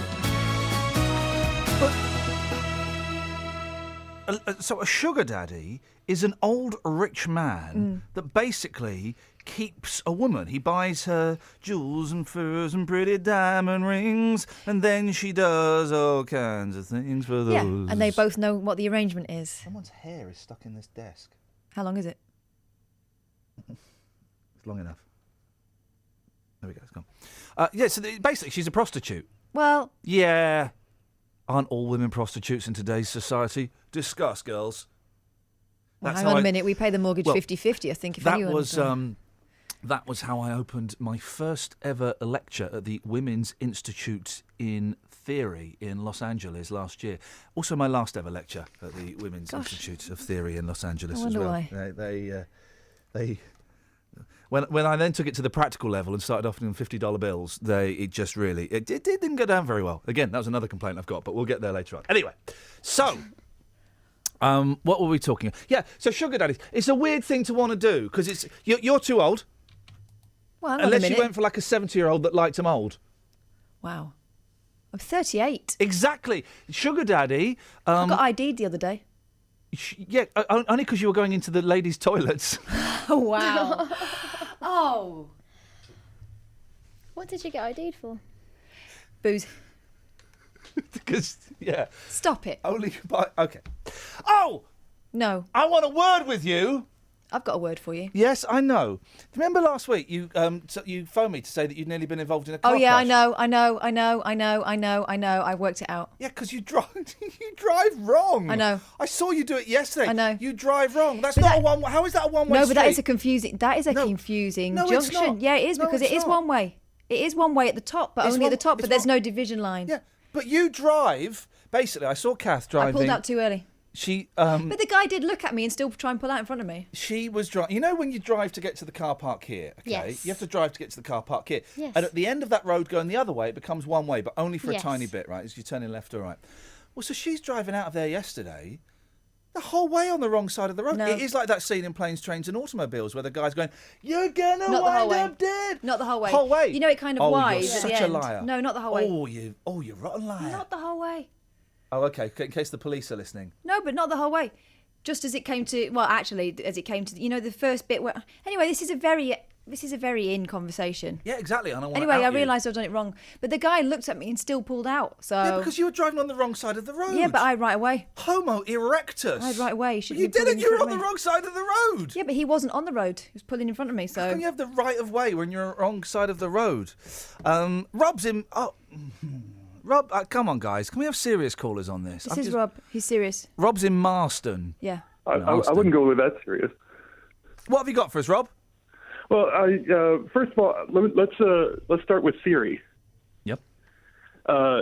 Theory in the common sense that people talk about. Oh, I have a theory about this. I have a theory about that. That's kind of you have a guess. You have a hypothesis. It's misnomer. In science, a theory is backed up by a stack of evidence as tall as my house. No, not necessarily. No. Absolutely. No. A theory is still a theory. It's not a fact. That's correct. Yeah. Okay. So it's a theory. That's correct. Do you want the definition? Well, no. Gravity is a theory. Well, no. There is no. There is a theory of why gravity works, but gravity we know is a thing. Gravity is a thing. Correct. Yeah. But there is a theory as to why gravity works. Mostly, it's mathematical. Right. And yes, the and some theory theories, behind... some theories are stronger than others. Theory of evolution is pretty shoddy. Pretty shoddy. I would disagree with that. Well, you would do because you love science. Well, yes. And You're scared. You're scared. Let's be honest, Rob. You're scared to. You need kind of rules and logic and statistics and science to make you feel safe in your world. And you know what? That is absolutely great. If you want to be blinkered, then that is great. My mind is more open to other possibilities, other theories. Well, I'm fine with other theories. That's the whole point of science. We are open to other theories. If new information comes along that says, well, this whole thing is just rubbish and we've been led down the wrong path for 50, 70, 100 years, well, we're going to change our theory now, aren't we? That's how science works. Well, that's how science may work for you. That may be your no, theory. That's how it actually works. Anyway, That's go why on. we changed- Go on. The thing about Mars, it makes sense, doesn't it? We lived on Mars. Now that we know there's water on there, my theory is, and I'll be honest, I was just thinking about it in bed last night, but I actually got quite excited when I came up with it. Is that millions of years ago we lived on Mars, we were killing our planet, and we had to escape to Earth. Hence the pyramids. I've missed out a few million years there, but that's basically it. But makes for a good movie, doesn't it? It will make for an excellent movie. It will make for an excellent world. Well, possibly, but the pyramids weren't built by aliens, so it. Well, dude. But how do you know that? And also, if we're the aliens, are we actually aliens? Correct. Yes, we're only an alien if we're not from. Technically, I'm an alien. I'm an American standing here in England. Yeah. Okay. Right? So don't get all sting on me. Technically, I am an invasive species. But what? No. I'm talking about the human race. The whole human race could potentially be aliens to this planet. Absolutely. Potentially. Exactly. That is a theory. But you're saying you don't think the pyramids were made by aliens. Well, I don't think they were made by little green men. I think they were made by us, but we're using technology from another time. No, if you want to go back to the actual theory of it, that comes back to comet seeding, where comets came through, or a meteorite crashed into the Earth and spread very small, DNA types. That's one of the theories. That's correct. Yes, one of the theories, but that one doesn't get much credence in scientific circles. It's gaining credence. It's actually. gaining credence. Yes, absolutely. Is it gaining clear water? Not likely, because nobody comes east of the Mississippi. Okay, well then that I think basically what you're saying, Rob, is, and you're a scientific man yourself, yeah? I am, yes. And I think basically you're saying that you agree with me. Thank you, Rob. 03459 455 555 is the telephone number if you want to give us a call. Great call. I won him round. Happy to do that. Teddy Boy's on the line. Morning, Teddy Boy. Oh, he's not there. Oh, flippin' heck. If your theory is correct, when we get to Mars, we should discover evidence of fossils which would help to prove or disprove your theory. Well, I don't... we might do. We might have had a clean-up. Yeah, go and pick everything up. When you leave a hotel room, you do a little recce just to make sure you've got everything. There might be a creature on Mars. What eats them? There might be. There might not be the infrastructure to create fossils. It might not exist there. Compression. As far as we know, the dinosaurs, wow, dino spelt like dino rod here, were wiped out by Earth's collision with a large comet. It's a theory. It was so long ago, no one knows. They didn't have CCTV. They didn't even have picture phone. They didn't have any of that. No. It's all a theory. Collision with a large comet which left a thin layer of metal all over the Earth. What? A comet made of metal? Are you nuts? Comets are made of rocks. What's made of metal that flies? Spaceships. Keep thinking, though. Tony from Chertsey. Tony, I am thinking. I will keep thinking. You need to start thinking. Oh. Snuffers is on the line. Morning, Snuffers. Morning, how you doing? Yeah, I'm all right. Good. Right, I've got a theory. And it kind of goes a little bit along with yours, but a little bit different as well. Have you ever heard of something... Now, it's from the Bible. Have you heard of something called the Nephilim? I've heard of the Fields of the Nephilim. They were kind of like a gothy band in the 90s. Yeah, so Nephilim, they're basically only mentioned once in Genesis, but they were kind of widely regarded as like giants. Yeah. They were and they were described in the Bible as the offspring of angels and men. Now, if you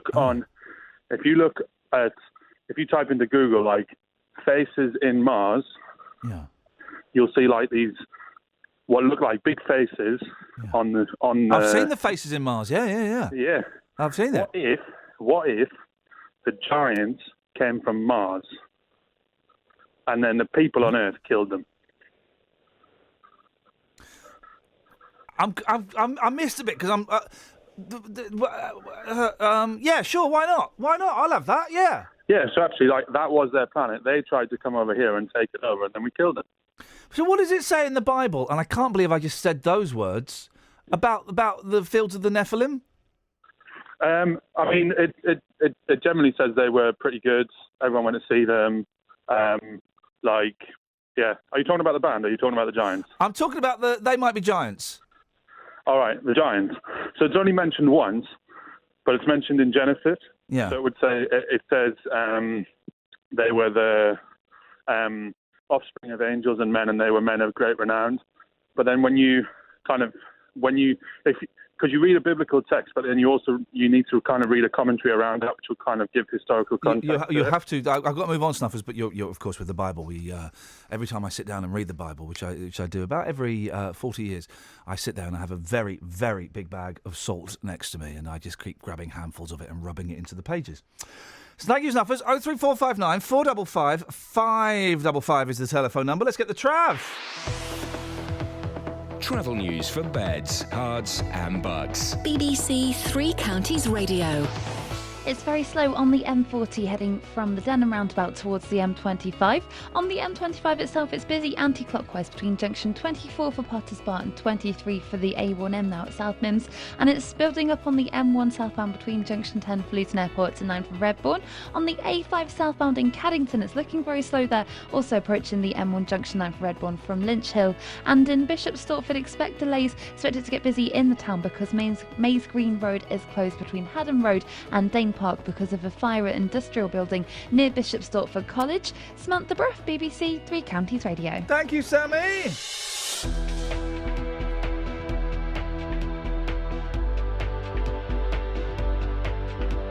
7:47. It's Tuesday, the 29th of September. I'm Iain Lee. These are your headlines on BBC Three Counties Radio. Over 60 pupils and staff have been evacuated from Bishop Stortford College following a fire in the early hours of this morning. The chairman of the body, which oversees health services in Bedfordshire, says he's angry at the lack of progress in a review for beds in Milton Keynes. And the United Nations has imposed sanctions on 4 British nationals, including a man from Buckinghamshire who've travelled to Syria to join the Islamic State group. Let's get the weather. Beds, Herts and Bucks weather. BBC Three Counties Radio. Hello, very good morning to you. It's going to be another lovely day again today, very similar to how it was yesterday. In fact, there'll be plenty of warm autumn sunshine around, a bit of cloud, bit of mist around this morning. That will soon clear, and we'll see plenty of good spells of sunshine around. Top afternoon temperatures all the way up to 17 or 18 Celsius across the 3 counties.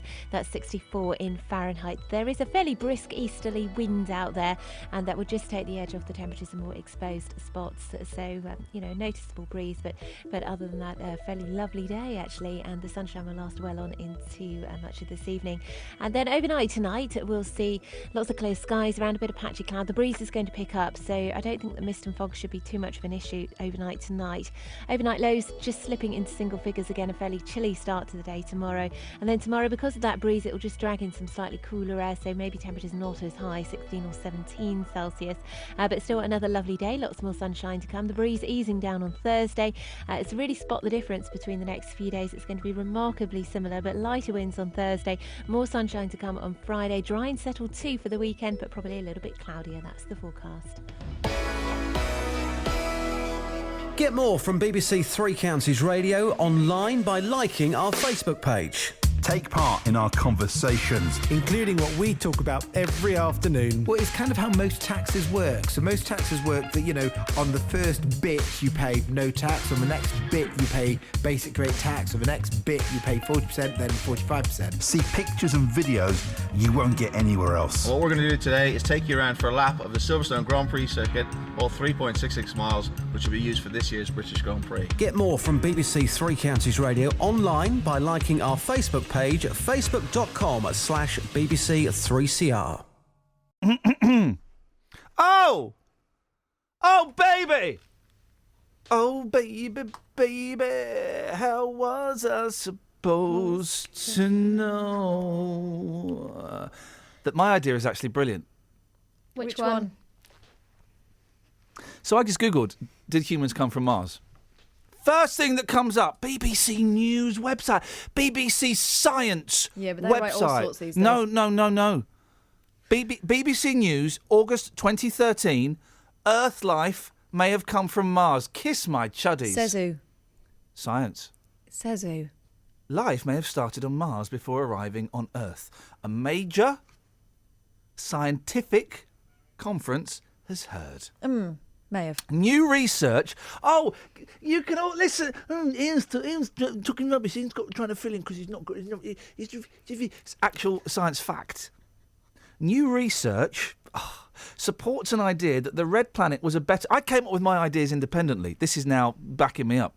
New research supports an idea that the red planet was a better place to kickstart biology billions of years ago than the early Earth was. The evidence is based on how... And this is like proper science now. Here's the science bit, as they'd say in that shampoo advert with Aniston. The evidence is based on how the first molecules necessary for life were assembled. Details of the theory were outlined by Professor Stephen Benner at the Goldschmidt meeting in Florence, in Italia. So what it says? It then gets like really, really boring.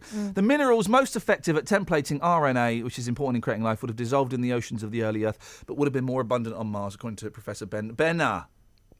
This could suggest that life started on the red planet before being transported to Earth on meteorites or spaceships, argues Professor Benner of the Westheimer Institute of Science and Technology. Whoa. Double back. You said on meteorites. That's what Rob said. And you said, oh, but no one believes that. Oh, I said it was a theory. And he said it was gaining momentum. Yeah, well, you said, no, well, people don't believe that. Okay, well, that's one thing. No.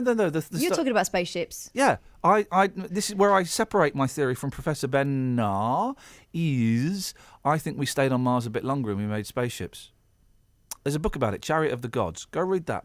Wasn't that big in the 80s? Do you think people are still there? Do you think some people are like, do you know what? We're gonna stay here. We're not gonna follow you guys. Oh, someone got a private message Yeah. on WhatsApp. You got WhatsApp? Yeah, I have. It's from my mate Yandy. All right, Yandy.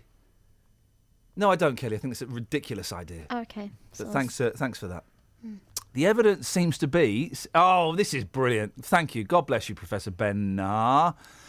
The evidence seems to be building that we are actually all Martians, that life started on Mars. And then I've just cut the end of that sentence off because it doesn't fit in with what I'm saying. What does it say? But it's probably bullshine. And came to Earth on a rock. It's lucky we ended up here. Certainly, Earth has been the better of the two planets for sustaining life, and we've got better television. 03459 455 555 is the telephone number. I'm not. There's stuff in this. There's stuff in this. My day is going to be spent looking online at forums. Now, when Milton Keynes man Alan Tyndall found a toy gun in the street, he thought he'd take it home. Well, you would, wouldn't you? Clean it up and put it back where the owner could find it. I don't know if I'd go that far. Trouble is, someone got the wrong end of the gunny stick. And, Alan joins me now. Alan, you can probably tell the story a whole lot better than I can. What happened? Good morning. Good morning, Alan. What happened? Well, what actually happened, I was hard down the allotments, and on my way home, turning my corner on the street of Holton Hill, Emerson Valley, I spotted a toy gun on the grass. Oh, yeah. Soaking wet. So I picked it up. Yeah. I thought the only thing to do is take it home, dry it out, and put it back on the hedge in the morning. Beautiful. I love leaving stuff or finding stuff left on a hedge. Well, I do it often with gloves and scarves. You don't know, and I've gone back and found a teddy on the hedge once. Yeah. Okay, good idea. Oh, okay, so you took it back. So I took it indoors, put it against the bottom of the radiator, and thought no more about it. I thought in the morning I'll put it outside, and whoever owns it can pick it up. So I went off in a cab to see a friend of mine. It was on Coffee Hall, Milton Keynes. A nice evening. Came back at my home at 10 to 10 in the evening. Yeah. No, sorry, 10 to 11. 10 to 11. And I found the house surrounded by police. Now, when you say surrounded, how many coppers were there, Alan? Well, I'm not really sure. I mean, I was told not to move straight away as soon as I got out of the taxi. Oh, blimey. Don't move. So I didn't move. I didn't have time to look around to see who was about. Yeah. And I was asked to hand over my house keys. So I obviously did that. I didn't fancy being tasered or whatever. No, I did all kinds of things. And I handed over the keys. The officer went in the house. The female officer said, I repeat, don't move. He went in the house. He searched the house. But he eventually came back out and said, OK. He got the toy gun in his fingers. Evidence, exhibit number 1. Oh, blimey. How convincing was this toy gun? Well, it was, I must say. It did look the McCoy. Beautiful. I mean, if you saw one, you'd think, yes, well, it could be the real thing. So I don't know why they're on sale. It's amazing why they're on sale to children, to parents to give to their kids. Oh, I don't let my boys play with toy guns. I mean, they make toy guns out of sticks. They go, look, I've got a gun and a weapon, but I wouldn't buy them a toy gun. So at what point did the police realise it wasn't a real gun? Until they entered my home. Okay. Not until they entered my home. Yeah, and then they picked it up and they went, all right, lads, it's a toy. We do apologise, but these things have to be looked into. And I thought, very fine. Yeah. I suppose in some ways it is very fine, isn't it? Because it's better to be safe than sorry. Because you sound like a perfectly normal, rational gentleman, but there is a chance that you could have been a drummer, a percussionist.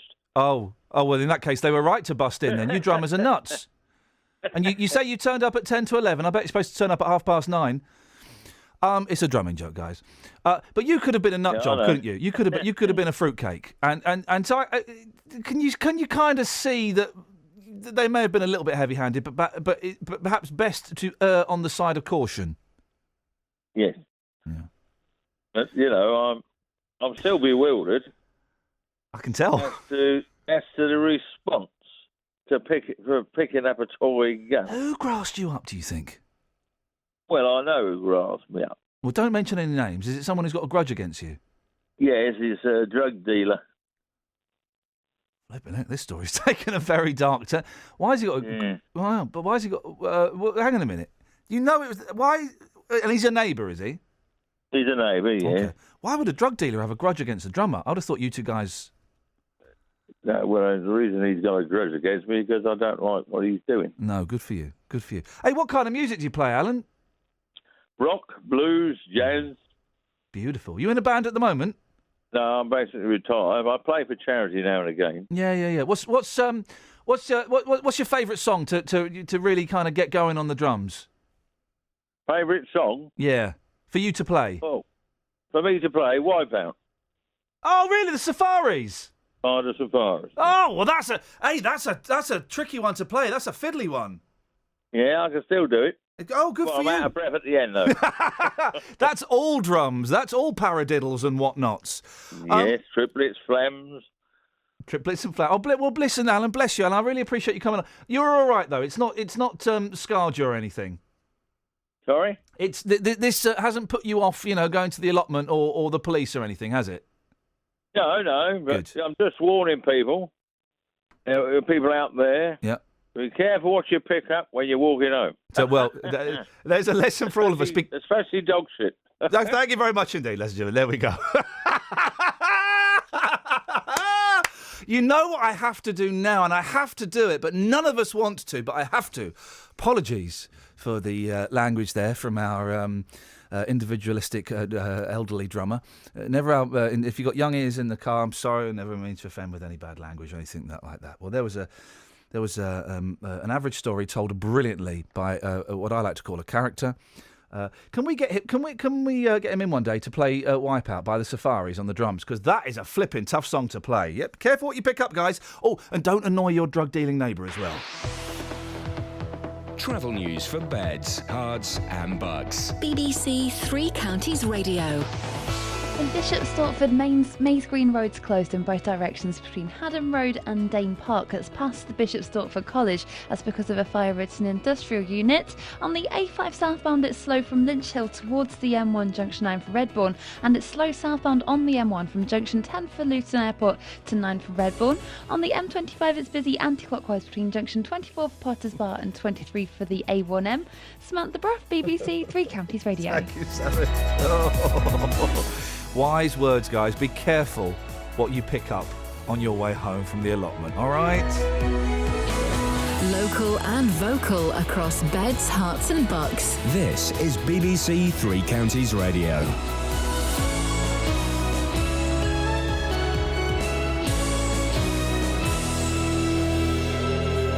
It's 8 o'clock. I'm Simon Oxley. The headlines: pupils and staff evacuated after fire at Hertfordshire College. Criticism of health review for Bedfordshire and Milton Keynes. And UN sanctions imposed on Buckinghamshire jihadists. BBC Three Counties Radio. Over 60 pupils and staff have been evacuated from Hertfordshire College following a fire in the early hours of this morning. Around 40 firefighters are still dealing with the blaze at Bishop Stortford College. The senior school and prep school will be closed today. More from Barry Caffrey. Fire crews were called to the college in Mays Green Road at around 3 o'clock this morning. Hearts Fire and Rescue Service say 64 pupils and staff were evacuated, but no one was injured. An eyewitness has told the BBC she believed the roof of a boarding house had collapsed. A fire service spokeswoman said 6 engines were still at the scene and an aerial ladder was being used to deal with the collapsed roof. The cause of the blaze is not yet known. The chairman of the body which oversees health services in Bedfordshire says he's angry at the lack of progress in a review which has been underway for more than 4 years.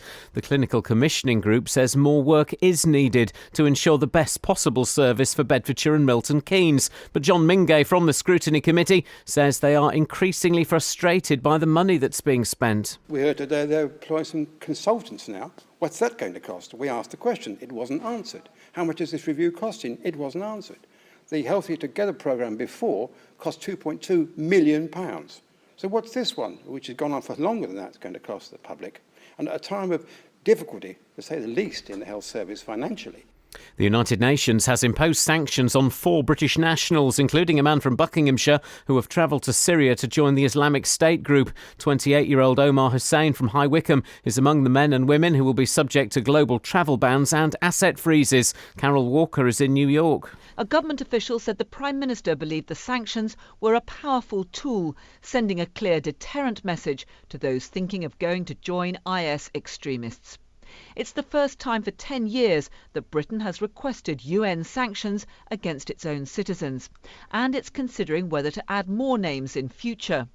The government's also to spend an extra £10 million to set up a new unit based in London to try to counter extremist propaganda around the world. Jeremy Corbyn will make his keynote address to the Labour Party conference in Brighton today. He will tell delegates that he loves his country. Earlier this month, the Labour leader was criticised for not singing the national anthem at a service at St Paul's. The Shadow Police Minister, Jack Dromey, said Mr Corbyn had to try to reach out to the voters who abandoned Labour at the general election. The great task now for us is to harness the enthusiasm we're seeing at the conference in terms of turning out to the country, straight talking and honest, in dialogue with the country and shaping a new politics.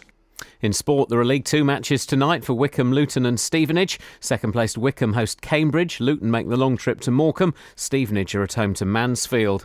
The weather, another chilly start, followed by another dry and sunny day, a maximum temperature 18 degrees Celsius. And you can get the latest news and sport online at bbc.co.uk/3 counties. Thank you, Simon.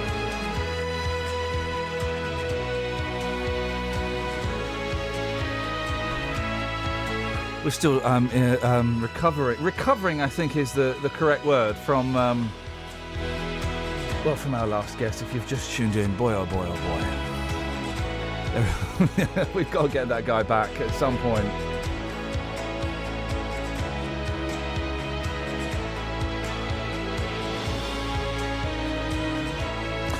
Busy show this morning. I came up with a theory last night, and it turns out it's not unique, that we may have originated on Mars. They found water on Mars. Not just water, flowing water. Not just flowing water, rivers, lakes, streams and pools. Oh, yes. And it kind of got me thinking, well, what if Mars is where we all started, and like millions of years ago, we killed that planet like we're killing this one, will we never learn? And we all moved to Earth. What? Why is that such a ridiculous theory? Catherine's not buying it. No, not spaceship-wise. Well, that's rude. I don't buy the theory of evolution. It doesn't make sense. Hang on. And there's not evidence to support it. So what, you think we were fully formed on Mars, hopped in a spaceship and all sort of abandoned to Earth? Yeah, I think that, yeah. Well, I subscribe to the, maybe we're part of bits that came from space. Hang on one and second. grew in the slime. Hang on 1 second. Don't move. There we go. What about the primordial soup? That doesn't make any sense, and it's all a theory. There's no evidence for the primordial soup. There's no evidence for that. 03459 455 555. And what have you found in, on, or under a hedge? Across beds, hearts, and bucks. This is BBC Three Counties Radio. Just so many weird things in that story. Why would you pick up a wet gun to take it home to dry it? And then if, as the gentleman said, it looked like a real gun, why would you leave something that looked like a real gun on a hedge? That would cause mayhem and indeed pandemonium. I'm guessing as soon as he picked it up, which is the bit I wouldn't do, he would have discovered its flimsiness and that it was probably not real. But yeah, I mean, that is very... Gareth has certainly a big reaction on Twitter. Gareth has tweeted, please get that guy in. That interview was like watching someone fall down a hill. #dangerous, #unpredictable, #compelling. Hashtag thought we got away with it. It did go... I know, again, apologies for the naughtiness. The very final word. The naughtiness at the end. I mean, that was... Have we got any texts before I crack on with this, or shall I just crack on? Crack on and I'll have a look. All right. Okay. Yeah, lovely. I can do that. 03459 455 555. You can text 81333. Start your text 3CR. Now, more than 4 years after reviews began into the future of care at Milton Keynes and Bedford hospitals, it's being claimed no progress is being made and millions is being wasted. A healthcare review is underway to try to solve the financial and clinical pressures on both hospitals. The chairman of a scrutiny committee looking into those health services told a meeting yesterday even he's being kept in the dark. Well, Dave Hodgson is the Liberal Democrat Mayor of Bedford and joins me now. Morning, Dave. Morning. You enjoying this?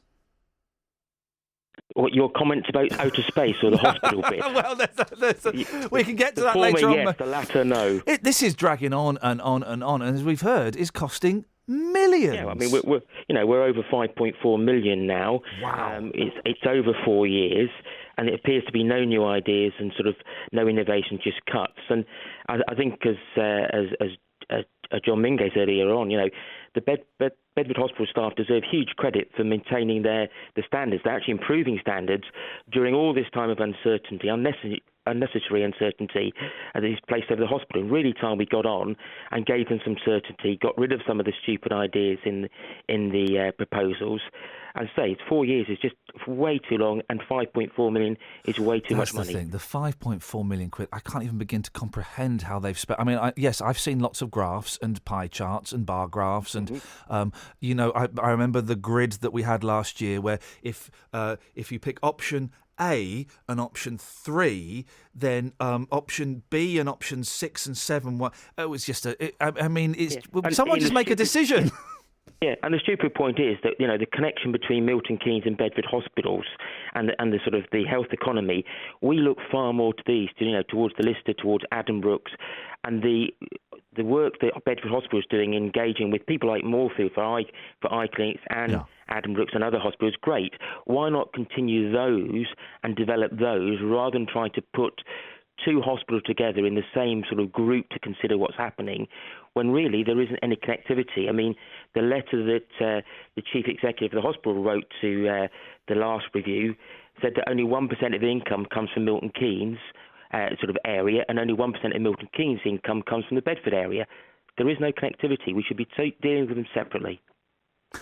It must be like banging your head against a brick wall because, you represent people. You want to speed things up. I would imagine, and this is not in any way, a criticism of you, I'd imagine you're kind of powerless to make this go any faster. It appears to be, yes. I mean, I think you're helping on the radio, and the more we say that, look, this is ludicrous. I mean, 4 years is way, well, we're well over 4 years, and we're looking at next year is when they're saying they go out to consultation. So it's going to be 5 years, and it's probably going to exceed £6 million. The review's flawed. It's overtime. It's overpriced, and we should just get on and actually, support the hospital, which knows there needs to be change. They're not saying there's not going to be any change. They know there has to be change, and I think it's important that we try to work within the health economy of the Bedford area. And I'm always amazed by how many different bits of the NHS there are. I've got a statement, a part of a statement from the Bedfordshire Clinical Commissioning Group says further work is needed to ensure that the models considered will fully address the current and future challenges across both healthcare systems while providing the best quality healthcare services for the people of Bedfordshire and Milton Keynes. Yeah, but I don't understand why it's taken over 4 years and £4.5 million. Have any of them come forward and said, explained that expense and that length of time? No, and I don't think it's necessarily the CCG or the hospital. I mean, the people behind this are NHS England, the TDA, which sort of runs Bedford Hospitals, the people that sort of oversee Bedford Hospital, and Monitor that oversee the Milton Keynes Hospital. So I think we've got to go beyond those. I mean, I think that the CCG we know has got problems, and I think it's turning those around. The hospital is doing amazingly well, and I think if we would just get on and work together without sort of interference from on high, that might be a great benefit to the people of Bedfordshire. Dave, it's always good talking to you, but it'd be nice to talk about something nice one day, because we always seem to talk about hospitals doing badly. Dave, thank you very much indeed for your time. Dave Hodgson, Liberal Democrat Mayor of Bedford. I know it's kind of schoolboy mathematics. Just think how many nurses you could get for that £4.5 million. I mean, I know it's oversimplifying things slightly, but 03459 455 555 is the telephone number. Catherine? I'm just going to ring Peter in Walmer Green back. He has something to say on this matter. Okay. I bet he does. Mr. Lee, there we go. Respect at last on a text. Thank you. Over 40 years ago in Battersea, my mum found a real gun. It took the police 3 days to come and pick it up. 40 years ago. Well, okay, yeah, the 70s. She kept it wrapped in a pillowcase. Well, you would do, Janet. You would do. Peter's in Walmer Green. Morning, Peter. Good morning. What would you like to have a whinge about today, boss? Well, I was listening to the conversation on the hospitals, actually. Yeah, go on.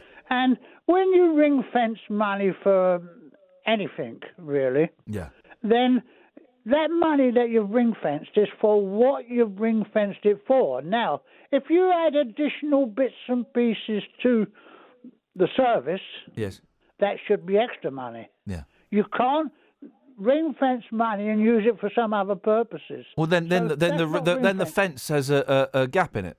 Well, they're not. That's not ring fencing. Well, it's not ring fencing. It's ring fencing with a gate. Well, if the gate isn't, you can have a gate, but you've got to keep it locked. Yeah, and they're letting the sheep run through. Well, exactly. Someone's chewed. So the gate's locked, but the hole at the back isn't fixed. That's right. And actually the term is a con if you're not ring fencing the money. Do you reckon, Peter? Indulge me. Do you buy the theory of evolution, that we came from fish that then turn into monkeys, that then turn into people? No, I think the men are from Earth and the women are from Zog. It's like that book, isn't it? Men are from Earth, women are from Zog. Zog, yes. Zog. Because if you ever listen to a group of women talking, their conversation is totally different to the men's. Go on. So what are the men's talking about and what are the women's talking about? The men are usually talking about, you see, the sport and this sort of thing. And sex. We very rarely fall out. That's not the case with women. Go on. So what I've never really listened. The women get in discussions. Sometimes they get angry with people within their group. They're not talking to them for a short period of time, then they're talking to them again, then they're not. So it's very, very different to men. So they must be from Zog. But I'll be honest, if they're from Zog, Zog can keep firing them out because they look hot. They look hot. Oh, some look great. Some are munters. I like women. I mean, as far as I'm concerned, they keep the world going, really. Yeah, with the cooking. Oh, no, I do that myself as well. Oh, really? Oh, yeah, I'm reasonably good cook. But some women are munters, aren't they? Thanks for calling, Peter. 03459 455 555. What conversations is he listening to? I don't even know what that conversation was just there. I mean, I'm not sure if any of that was allowed to be broadcast. Oh, okay, yeah, Russ, I should have asked him. We'll put that out. We heard from our earlier guest about what you should not pick up. Well, we all know now. We would have before, wouldn't we? I'm going to say, imagine you get home and suddenly you're confronted by this. Don't move. Hey!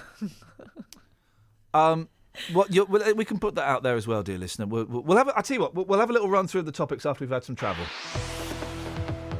Travel news for beds, cards and bugs. BBC Three Counties Radio. On the M40, it's really busy from the Denham roundabout towards the M25, and on the M25, it's slow anti-clockwise from junction 24 for Potters Bar to 23 for the A1M, and the A1M itself is slow southbound around junction 7 for Stevenage. On the A1, it's very busy southbound between the Holiday Inn and the Stirling Corner, and in Marlow on the A404, it's reported to be very busy southbound between the M40 at the High Wycombe Handycross roundabout towards the Marlow junction. On the train departure boards, though, there are no major delays showing up at the moment. Samantha Bruff, BBC Three Counties Radio. Thank you, Sammy.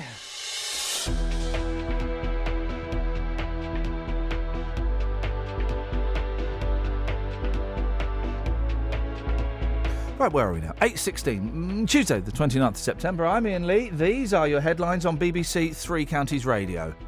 Over 60 pupils and staff have been evacuated from Bishop Stortford College following a fire in the early hours of this morning. The chairman of the body, which oversees health services in Bedfordshire, says he's angry at the lack of progress in a review for Beds and Milton Keynes. And the United Nations has imposed sanctions on 4 British nationals, including a man from Buckinghamshire, who have travelled to Syria to join the so-called Islamic State. They are the eras that defined British music. 4 remarkable young men from Liverpool. Next year, across BBC TV, radio and online, we're charting the pivotal moments in British music with the people's history of pop. And it's here that a curious phenomenon is manifesting itself. The cult is called punk, the music punk rock. So we're looking for your pop memorabilia. It could be a rare record, a treasured photo, or even a ticket stub to a legendary concert. Around the world, it's time for Live Aid. If you've got an item that your can own. help us tell the Yeah, story got of loads. British Get music your from own. the 50s to the 80s, go to the People's History of Pop website, bbc.co.uk/peoplespop. Get your own. Here's what you do, BBC. Spend years secretly buying stuff off of eBay for over the odds and then keeping it stashed from your wife because she gets annoyed that you spend all that stuff on eBay and not on the kid. Do that. You do that because you're not getting my collection. All right? Because I know what will happen. Because the one time I allowed a film, I never allow film crews into your house, right? The one time I did it was only because I was moving and I thought, oh, we'll do this once. They always say, oh, we'll tidy up. We won't damage anything. We'll treat it with the greatest respect. We'll tidy up. Right, first things first, they're plugging all their lights and cameras into your sockets. You're paying for that. They're not paying for that. Secondly, they break stuff. They damage stuff. They make imprints in the carpet. They get it dirty. They do a wee and some of it goes on the floor. They don't clean none of it up. And that's why the BBC are not getting any of my rare music memorabilia. Sure, Kate Robbins would treat your house with the utmost respect. She did. Although she left a terrible mess in the toilet.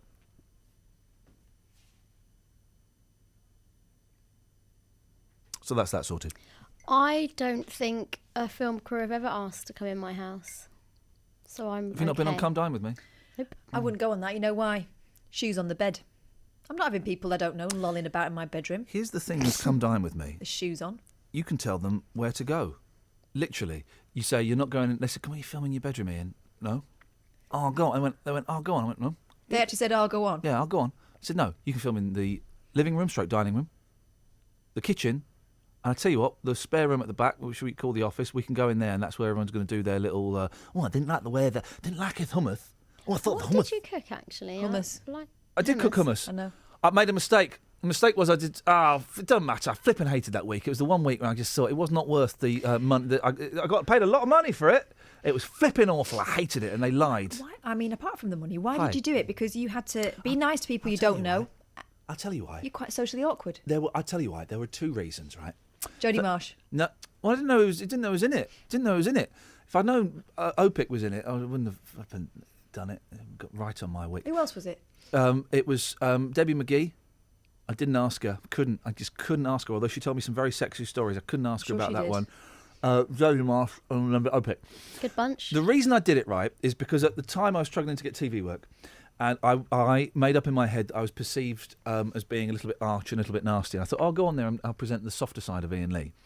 But the main reason was They'd asked me loads of times, and I'd always turned it down. They upped their financial offer, and my agent said, and this is what all agents say, well, you never know what it might lead to. Well, actually, looking back, I know what it will lead to. It will lead to more crap. Could have led to Coach Trip. I got offered that. I turned that I'll down. do Coach Trip with you. That'd be hilarious. Why would they ask us to do it? We'll ask them. They asked me to. I said no to Coach Trip. I'd love it, wouldn't you? All of those rubbish little jobs, all they lead to are more rubbish little jobs. That's all it leads Yeah, but to. some people make a living out of that. It was an Lend it experiment. Opic. He does. He was. I really didn't get on with him at all. But what did you cook? I went for a Greeky kind of vibe. So I cooked some spanakopita. Oh, yep. Showing off. Spinach and cheese pie in it. Made some hummus. Did a bit of salmon for the meat eaters. I shouldn't have done that. I should have just given them all cheese pie because that was pucker. I don't know. It doesn't matter. Did you actually make it yourself? Yeah, I did. Did I did. you? I had to make it myself, but I got the recipes from my mother-in-law because I couldn't cook, and I practiced. I practiced the week before. I hated it. Hated every moment. You'll be finished by 11 o'clock at night. I didn't get home till 3 o'clock in the morning some mornings. Debbie McGee. Sorry? Classic Debs. They told Debbie McGee who was going to be on it as well. I'm sure because she did a magic trick that involved her knowing our birth dates. Oh. She muffed that up anyway. Anyway, it was a horrible week. Hated it. I was on telly again the other day. Yeah. 03459 455 555. You'll come down with me stories. I know it's a niche phone. I'll set up okay, let's quickly do the other things that we're talking about this morning. Ever put somebody off while they're doing a job? Could be a celebrity, could just be Joe Bloggs. Ever caused someone to bump their heads?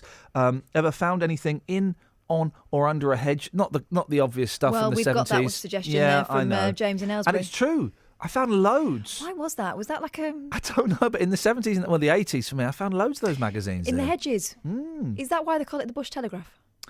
What should you not pick up?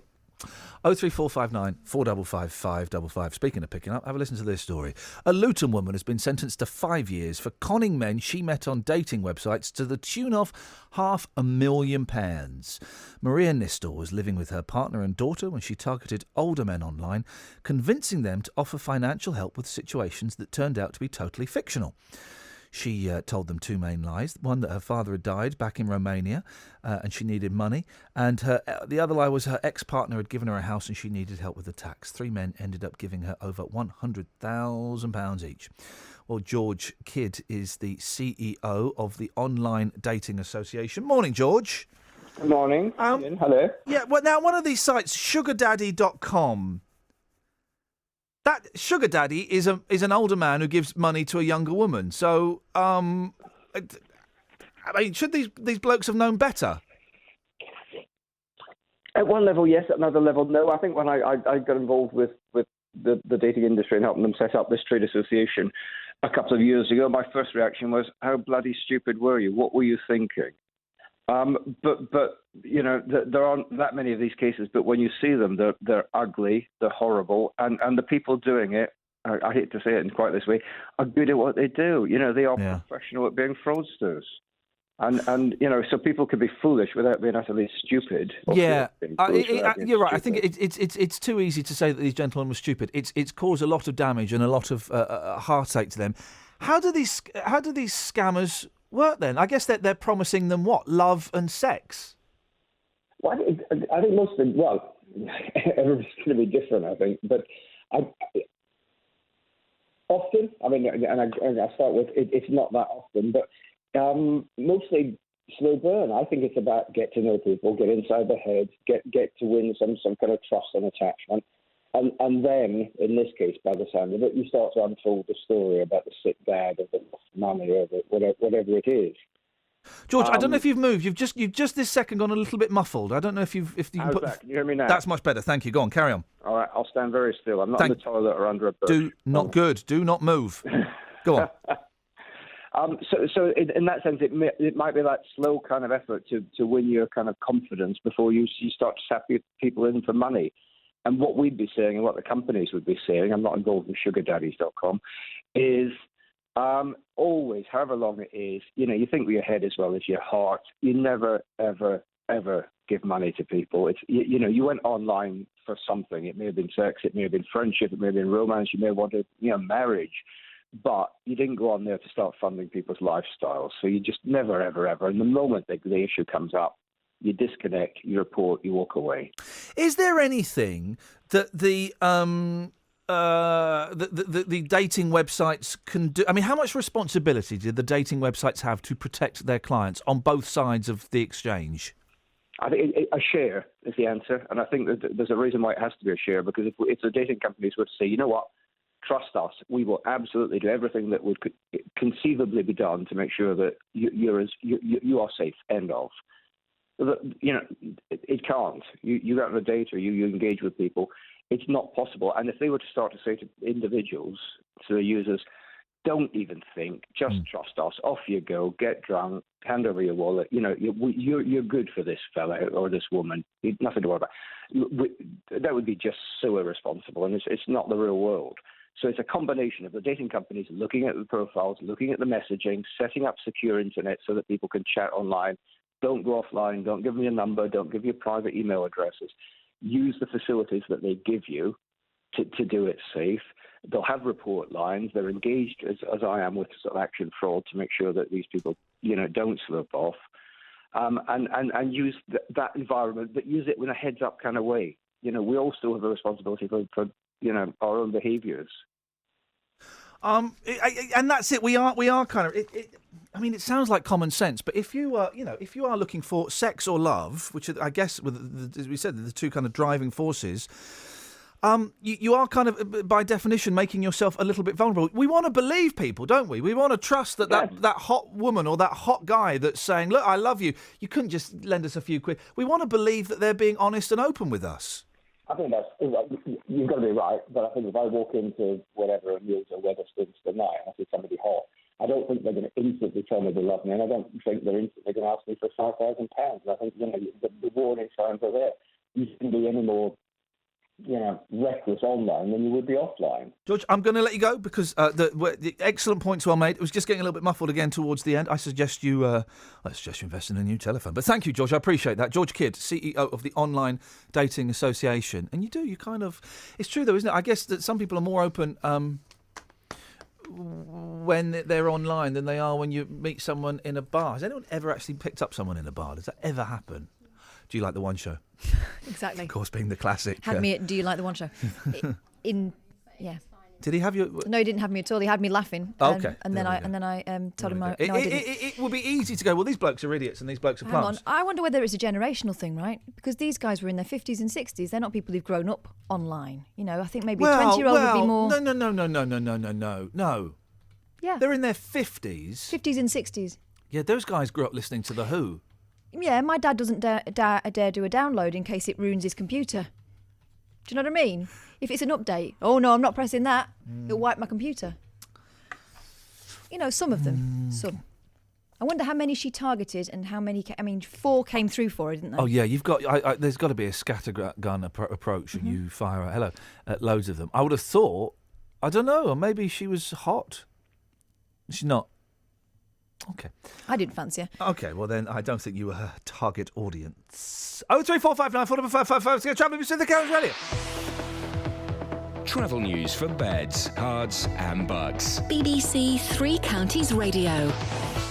On the A40 Western Avenue, there are delays from the Gypsy Corner in Acton towards the Denham roundabout at the M40. On the M25, it's busy anti-clockwise between junction 18 for Chorleywood and 16 for the M40, and it's also busy nearby around the High Wycombe Handycross roundabout in Marlow. On Maze Green Road in Bishop Stortford, that's been closed in both directions between Haddon Road and Dane Park, and that's because of a fire at an industrial unit, so it's closed past Bishop Stortford College. On the A1M southbound, it's very busy around junction 7 for Stevenage, and there's no major delays showing up on the train departure boards at the moment. Samantha Bruff, BBC Three Counties Radio. Across beds, hearts and bugs. This is BBC Three Counties Radio.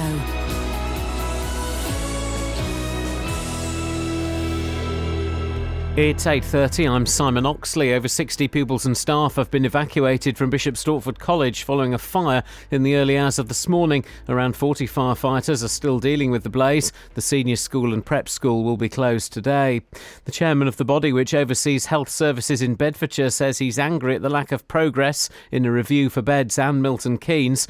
And the United Nations has imposed sanctions on 4 British nationals, including a man from Buckinghamshire who have travelled to Syria to join the Islamic State group. 28-year-old Omar Hussein from High Wycombe is among the men and women who will be subject to global travel bans and asset freezes. 3 Counties Sports. BBC 3 Counties Radio.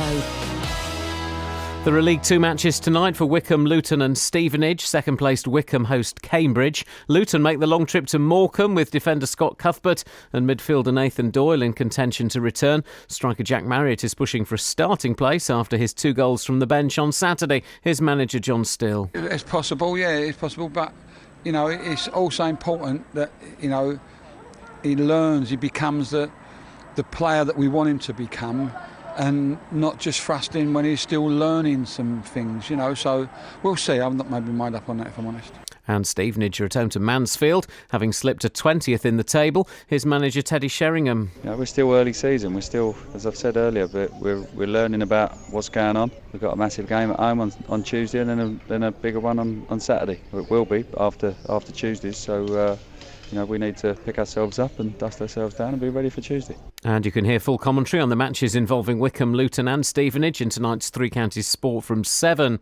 In the Premier League last night, Everton came from 2-0 down to win 3-2 at West Brom. Tonight the Champions League resumes with Arsenal at home to Olympiacos and Chelsea away to Porto.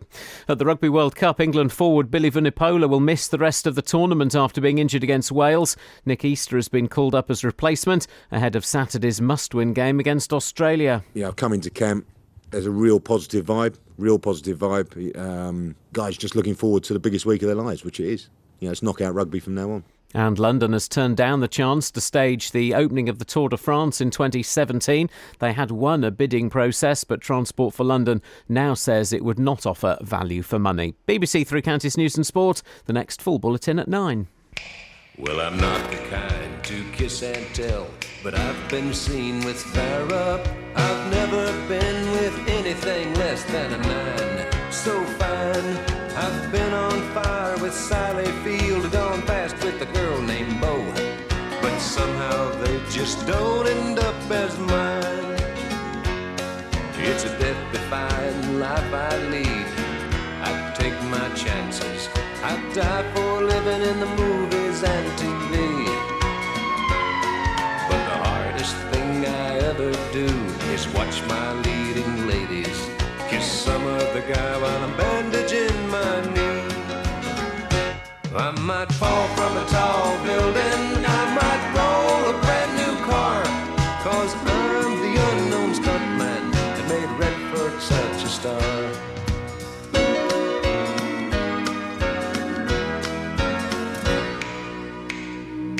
I've never spent much time in school, but I taught ladies plenty.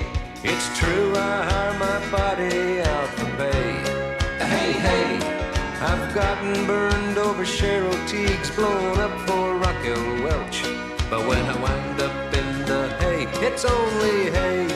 Hey, hey, I might jump an open drawbridge or Tarzan from a vine, 'cause I'm the unknown stuntman that makes Eastwood look so fine.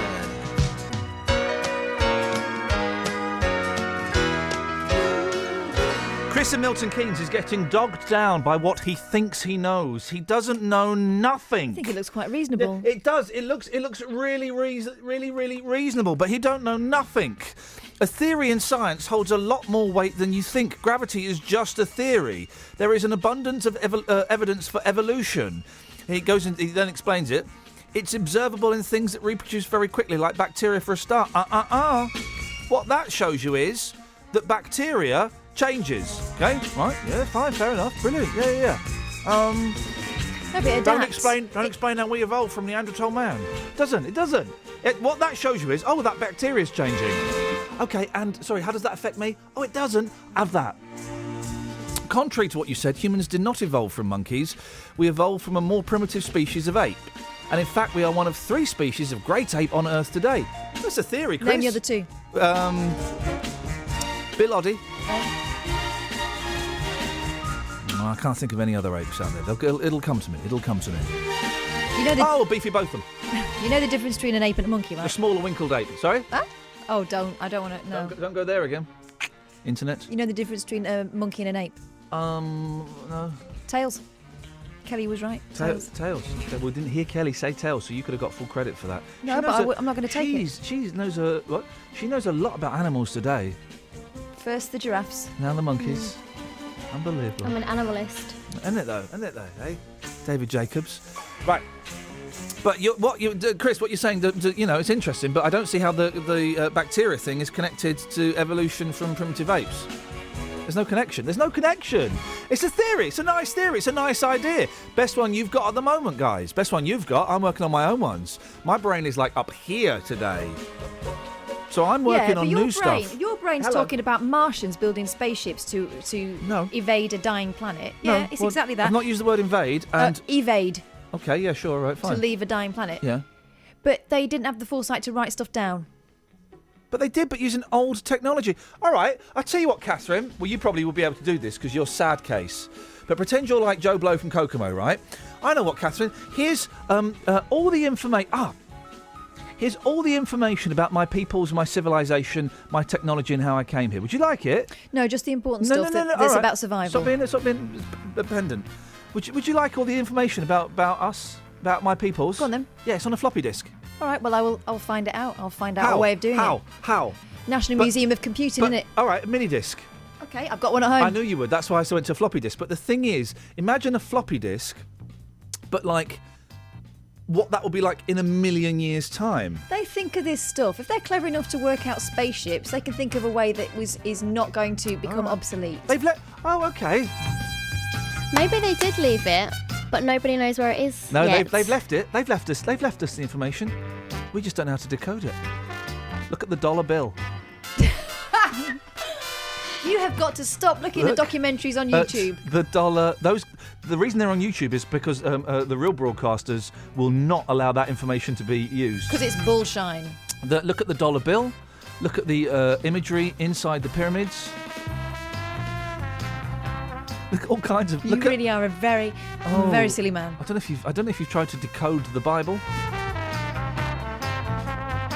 or the Quran or the teachings of the Buddha. They could be. They are riddled with codes and stuff that we just can't comprehend. But fortunately, during the 80s and 90s, geeks did. You watched It Was All Right in the 70s, right? Yeah, it wasn't, by the way. Faith Brown wore a black stocking and pretended to be Rusty Lee, all right? That was 40 years ago. So go back millions of years. I don't think... I do vaguely remember Faith Brown in action. Yep. I don't think she was one of the planet's greatest minds. Okay. Dennis is on the line. Morning, Dennis. Good morning. They're really peeing me off today. I can quite agree with them. I wouldn't do that to you because I think you're a great mind. I have a little problem as well because you know you were on about... I thought they'd sorted that out in the hospital last week. How about time travel? Oh, baby. Now listen, you're welcome to my world. Everyone, turn the lights down low, pull up a chair. Let's talk time travel with Dennis. Yes. Proof of this, the football team, ours, is going up to Morecambe Bay. Yeah. Morecambe Bay is at least 40 years behind the times. Oh. You go there and you'll go back in time. Beautiful. Time travel is possible. Yes, well, we go every day, don't we? It's time travel forward. We go forwards, exactly. Manipulate that. If you can learn to manipulate that... That's right. You can travel... Have you seen the film now? Have you seen the film Time Crimes? No. Brilliant, right? Have you seen this, Cat? You'd like it. I've got it on DVD. It's Spanish, so you can watch it with the subtitles off, Catherine. Excellent. What happens is... Well, I'm not going to say what happens, because I'm going to lend it to you, because it's actually brilliant. Is it the one you've told me about already? What have I told you about it? Is it one about the policeman who's going all over the shop in time? Nope. And he turns out to be his own son or something. He does turn out to be his own son and his own wife. And his own mum, I'll watch it anyway. No, but it's not that. This one is... What's that one called? That one's called... Help, I'm my own mum. Oh, for crying out loud. Right, their microphones are off, Dennis. How's things anyway? You know what? I'm really tired today, man. I'm really tired, but I'm all right. A long day yesterday, but a fun day. But anything is possible in this world, isn't it? Though, anything. Isn't it? We just need to dream. I need to aim. This is what I need to do, Dennis. Right? I need to aim a little bit higher at the moment. I'm just kind of coasting along at the moment. Just coast. I'm doing the live shows. The live shows are going very well. There's only a few left. I cannot wait for them to be done because I'm finding it way too stressful. But then what do I do after that? Where's the challenge then? I don't know, but on a summer's evening to look up into the sky and to see the millions and millions of stars. We're nothing. We're nothing. We're just on a ball of muck on the outskirts. Yeah. Oh, we're nothing. We're insignificant. You get all these people that think they're important. You're Vladimir Putin's. You're Russell Brand's. You know. Russell Brand. All those people that think they're important. All your Lenny Henrys, right? They think they're so important. They're nothing in the great Lenny Henry. In the great scheme of things, is meaningless. Great call, Dennis. Always a pleasure, buddy. Always a pleasure.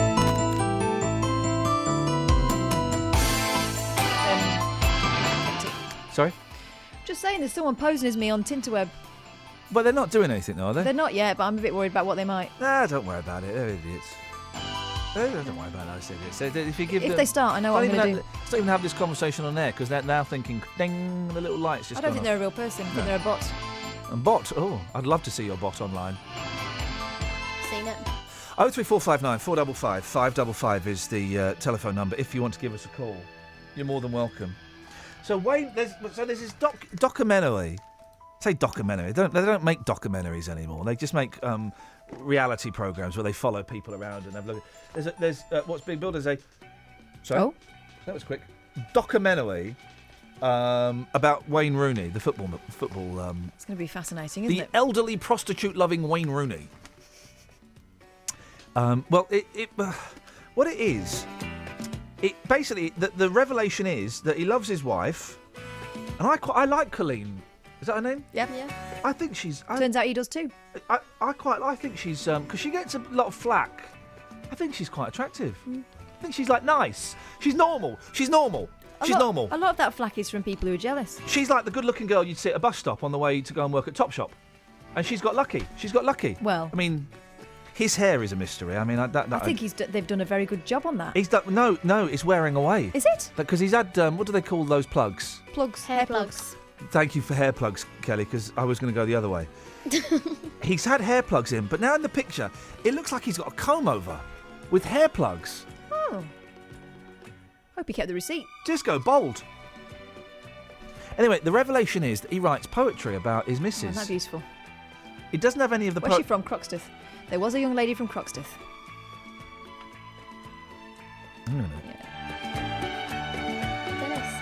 There was a young lady from Croxteth. Is that what it it rhymes with Toxteth. We could do something. Yeah. Tops off. Croxteth. Boxteth. There was a young lady from Croxteth. Turns out she had some Boxteth. Okay, fun times. Here we go. You should Google the Orion mystery. Oh, thank you, Tim. The Great Pyramids are laid out exactly as Orion's belt. And here comes the sucker punch. Even though the Egyptian civilization could never see the constellation. Boom. That's what I'm talking about.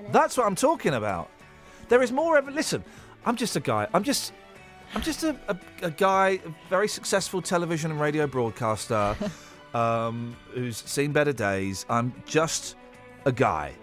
Okay? There are people out there who have got far more knowledge on and you're this ignoring subject them. than me. No, I'm not. There are people that have written books on this stuff that back up my theory.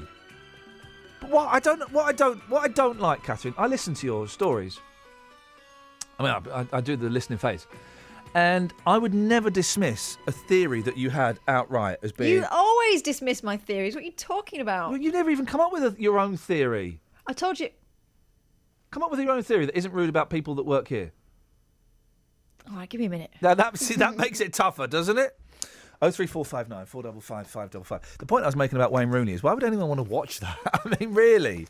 It's called Wayne Rooney, the man behind the goals. BBC One, 9 p.m. Imaginative thinking, guys. Let's do a documentary about Wayne Rooney and call it The Man Behind the Goals. England football captain Wayne Rooney has revealed all about his family life, including his passion for writing love poetry to wife Colleen. Because he thinks he's a bit of a singer, isn't he? He does gigs. He does gigs on a guitar. He's Scouse, they can all sing He's, and tell jokes. He's friends with Coldplay. I'm sure he's done a gig with like Chris Martin in a pub. Imagine that. Imagine you're in a... It was like, I told you, it's like the time I went to see Cat Stevens and they had some African singer on. It was flipping awful. He was on for ages and he says, I won't do the voice. For obvious reasons. I'm going to do one more song. Well, thank God for that. Before that, I'd like to bring out some friends. And U2 wandered out on stage. This was at the Shepherd's Bush Empire. And me and my missus went, oh, flip it. There's no way Bono's going to come on stage and just do one song. They were there for absolutely ages. Travel news for beds, cards and bugs. BBC Three Counties Radio. In Bishop Stortford, Maze Green Road's closed in both directions between Haddon Road and Dane Park past Bishop Stortford College. That's because of a fire in an industrial unit. In Marlow on the A404, it's really busy southbound between the M40 at the High Wycombe Handicross roundabout towards the Marlow junction. And on the M25, it's busy anti-clockwise from junction 18 for Chorleywood to 16 for the M40. On the A1M, it's still very busy southbound past junction 7 for Stevenage. On the train departure board, so there are no major delays showing up at the moment. Samantha Bruff, BBC Three Counties Radio.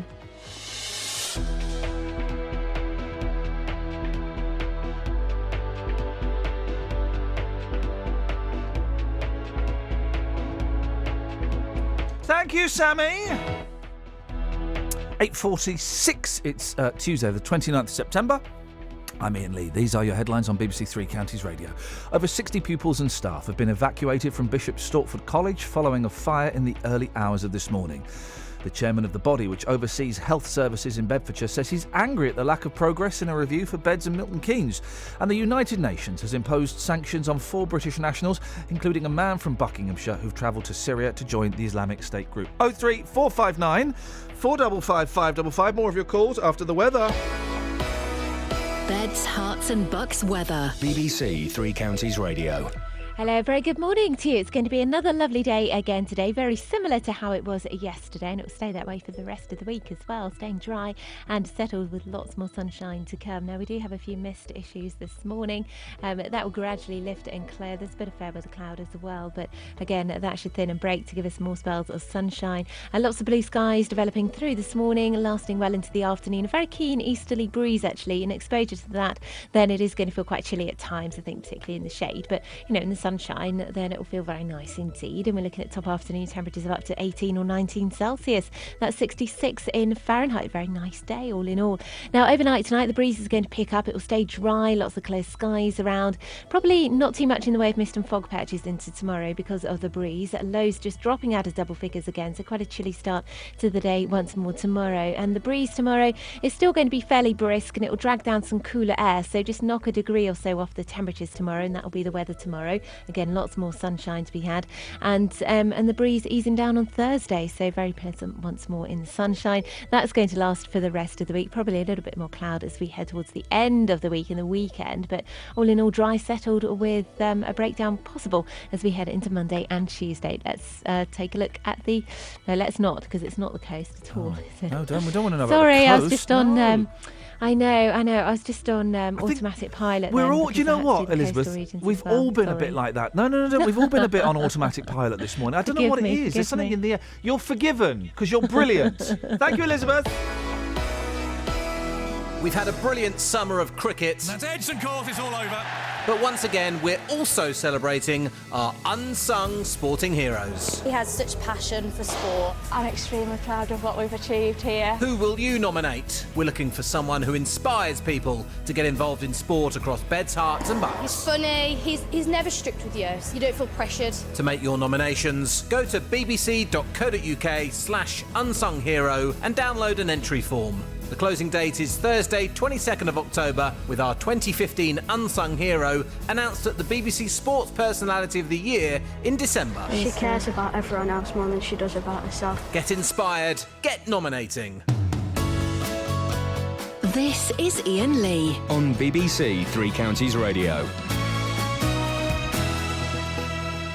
Very proud to announce that we've got John Wickham of the British UFO Research Association based in North Hertfordshire on the line. Morning, John.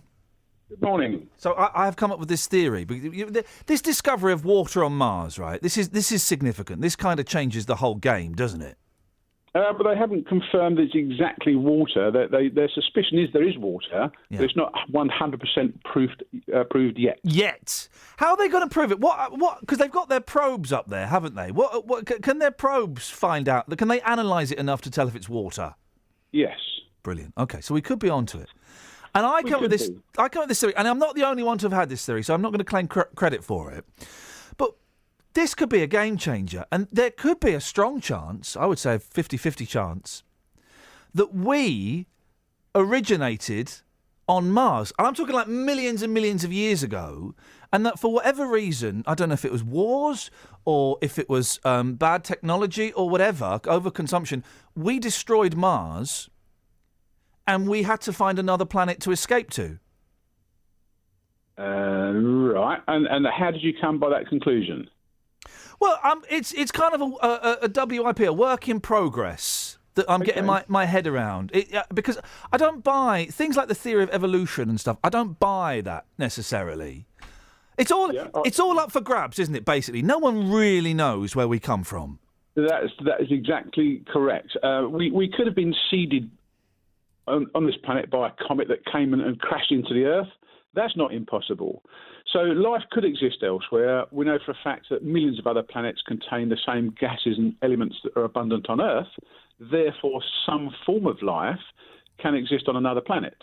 This life on another planet doesn't have to be human form. It could be bacteria, vegetation, but also life doesn't have to be as we know it or even as we understand it, because there's various life forms on Earth that we don't understand.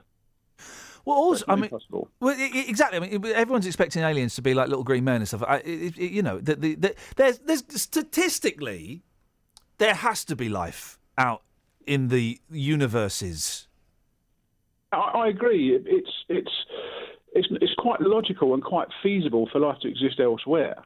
The only difference is we've got a lot of circumstantial evidence that there is. We've got a lot of anecdotal evidence, which means individual witness testimony, but we've got no definitive proof.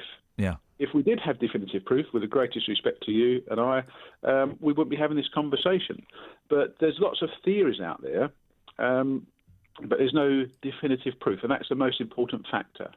What people are reading about the Mars water at the moment, if we look closely at the wording on that, it has not yet been found. They believe there's water there, but it's not yet found. There's no definitive proof. What are those faces on Mars? We had a caller earlier on mentioning the faces on Mars, and I've seen pictures of it, and it does look like faces. How has that been explained by the governments of the world? Well, the governments of the world don't need to explain anything of that nature. Our mind gets carried away. We see faces in shadows. We see faces in trees. We see faces on curtains at night. The front of cars look like faces sometimes, don't they? You could even go along with that. There's one picture I saw yesterday of Mars. It looks like Barack Obama. Oh, yeah! You can actually see that on some websites. But all it is some rocks with some shadows behind it, giving the impression it's of a face. But if you go to a different angle... It does look like Barack Obama. I can see it. That's brilliant. Yeah, but then you'll see that there's no face there at all. It's just the way it's aligned. So our mind does get carried away. Our beliefs dictate what we see. But then maybe those... OK, you know, I hope you don't mind just chewing the fat with me while I kind of kick these ideas around. No and I can see the Barack Obama, and it's brilliant, actually. But what if it's been set out that way so that they know that we're going to look at it from that angle? Well, firstly, who are they? Yeah. Do you really think that if advanced civilizations were in existence, they'd bother with a face that our rover could go and see? Surely they would come and visit us and say, well, hello, here we are. Maybe they're Why extinct. would they just put a face on there? Well, who knows? The thing is that there's thousands of theories, and they are that theories. It's a conclusion of what best evidence is available. So in effect, it's an opinion, but a very well-educated opinion. But at the end of the day, it's still a theory, an opinion. None of us have got any proof. It's just very interesting. But also Mars yesterday, I was doing a radio interview yesterday about some stones that were found or seen, and there was a circle drawn around it. And because somebody drew a circle around it, they called it Mars Henge, as in Stonehenge. So they believe that there's an equivalent of Stonehenge on Mars. But anybody can draw a circle on a sort of a picture, a photograph, and so at Stonehenge. There's billions of stones and rocks on on Mars especially. Yeah. So of course, at some stage they're going to line up in it looks like a sort of a man-made formation. Yeah. That's just the chances. But it's, as I say, the most important factor is we haven't got any definitive proof, and people believe what they want to believe. Whether there's evidence or not, they just believe what they want to believe. John, I appreciate you coming on the show this morning. Thank you. John Wickham, British UFO Research Association, based in North Hertfordshire. 03 459 455 is the phone number, 81333. Start your text 3CR. Interesting stuff. Kind of backed up my theory there, I think. Quite a lot of support there for my theory. Sorry? Ian Lee. Oh, am I in trouble now? Okay, good. He's just asking you who he's talking to. Oh, bless him. Well, yeah, okay, well, yeah. Okay. It's a theory. I'm going to work on it. I'm going to do a little bit more research. Probably going to go on the internet later on. You say there's some documentaries on YouTube. I'll have some of them. Documentaries is a strong word. Wikipedia's a good place to start. And then maybe there's some forums or stuff where it's been discussed. Have a look on Twitter. There was someone saying it on Twitter. I just know why you're so reluctant to embrace. Oh, no, I'm not. I'm just waiting for fact. Okay, well, speaking of... there's really is very, very little in the papers. Kelly Brook is the reason the internet's broken. Yeah. Apparently, if you Google Kelly Brook... You get viruses. I love a Google Kelly Brook. Hey, don't be rude about her. Oh, you will. That is the story. You will get... If you go anywhere near... If you go anywhere near Kelly Brook, you will get a virus. Kelly Brook is the world's most dangerous celebrity. I think she's probably in the top 3 most beautiful women of all time ever. I think she's just... Oh, don't... Oh, girls, look at you, putting that face. You're doing a duck face. I didn't pull a face. You did a duck face, and you did a... That was your eyebrows I was making the noise on. I like Kelly Brook. I think she's just... I mean, you'd be hard pushed. Kelly Brook is the world's most dangerous celebrity when it comes to cybercrime. The model and actress... Oh, I didn't know that. Yeah. Is a peril on the internet because her famous face and body are used as a honey trap to lure web surfers. Anyone who searches the net for the 35-year-old risks being drawn to websites packed with viruses that are capable of... I'm going to put in several hours... She's a gateway. I'm going to put in several hours of research into this later on in the day to find out. Cyber criminals piggyback on popular events by snaring people who search for information about stars. Katie Price is second on the list. Guess who's third on the list for celebrities? Samantha Fox. Nope. Oh. Have another guess. Grimshaw. What? Why would anyone Google Grimshaw unless you're watching The X Factor and you want to... Who's this Nick Grimshaw? What's he doing? Why have they got a waxwork on there? Apparently he's awful on The X Factor. Apparently he's awful on the radio. Well, if you like him on the radio, you'll like him on The X Factor. What does he do? What's the act? What's the act? Tell me talk me through the act. Party boy. Okay. I can do that. Been to parties? Yeah, you hate them. Primarily kids' parties I've been to. So that doesn't necessarily count. So beware who you're Googling. And as the show kind of... And be careful what you pick up on the way home from the allotment. You really have to be very careful. The show kind of petered out today, but I don't mind. Don't move. That was the highlight for me. Well, that's it. That'll do. I mean, listen, they're not going to be golden every day. We're all a bit tired. Well, it's not as if you pay for this. I mean, technically you do with your licence fee, but for goodness sakes, do you want a refund or something? Because we can actually sort that out if you'd like to complain. Travel news for beds, cards and bugs. BBC Three Counties Radio.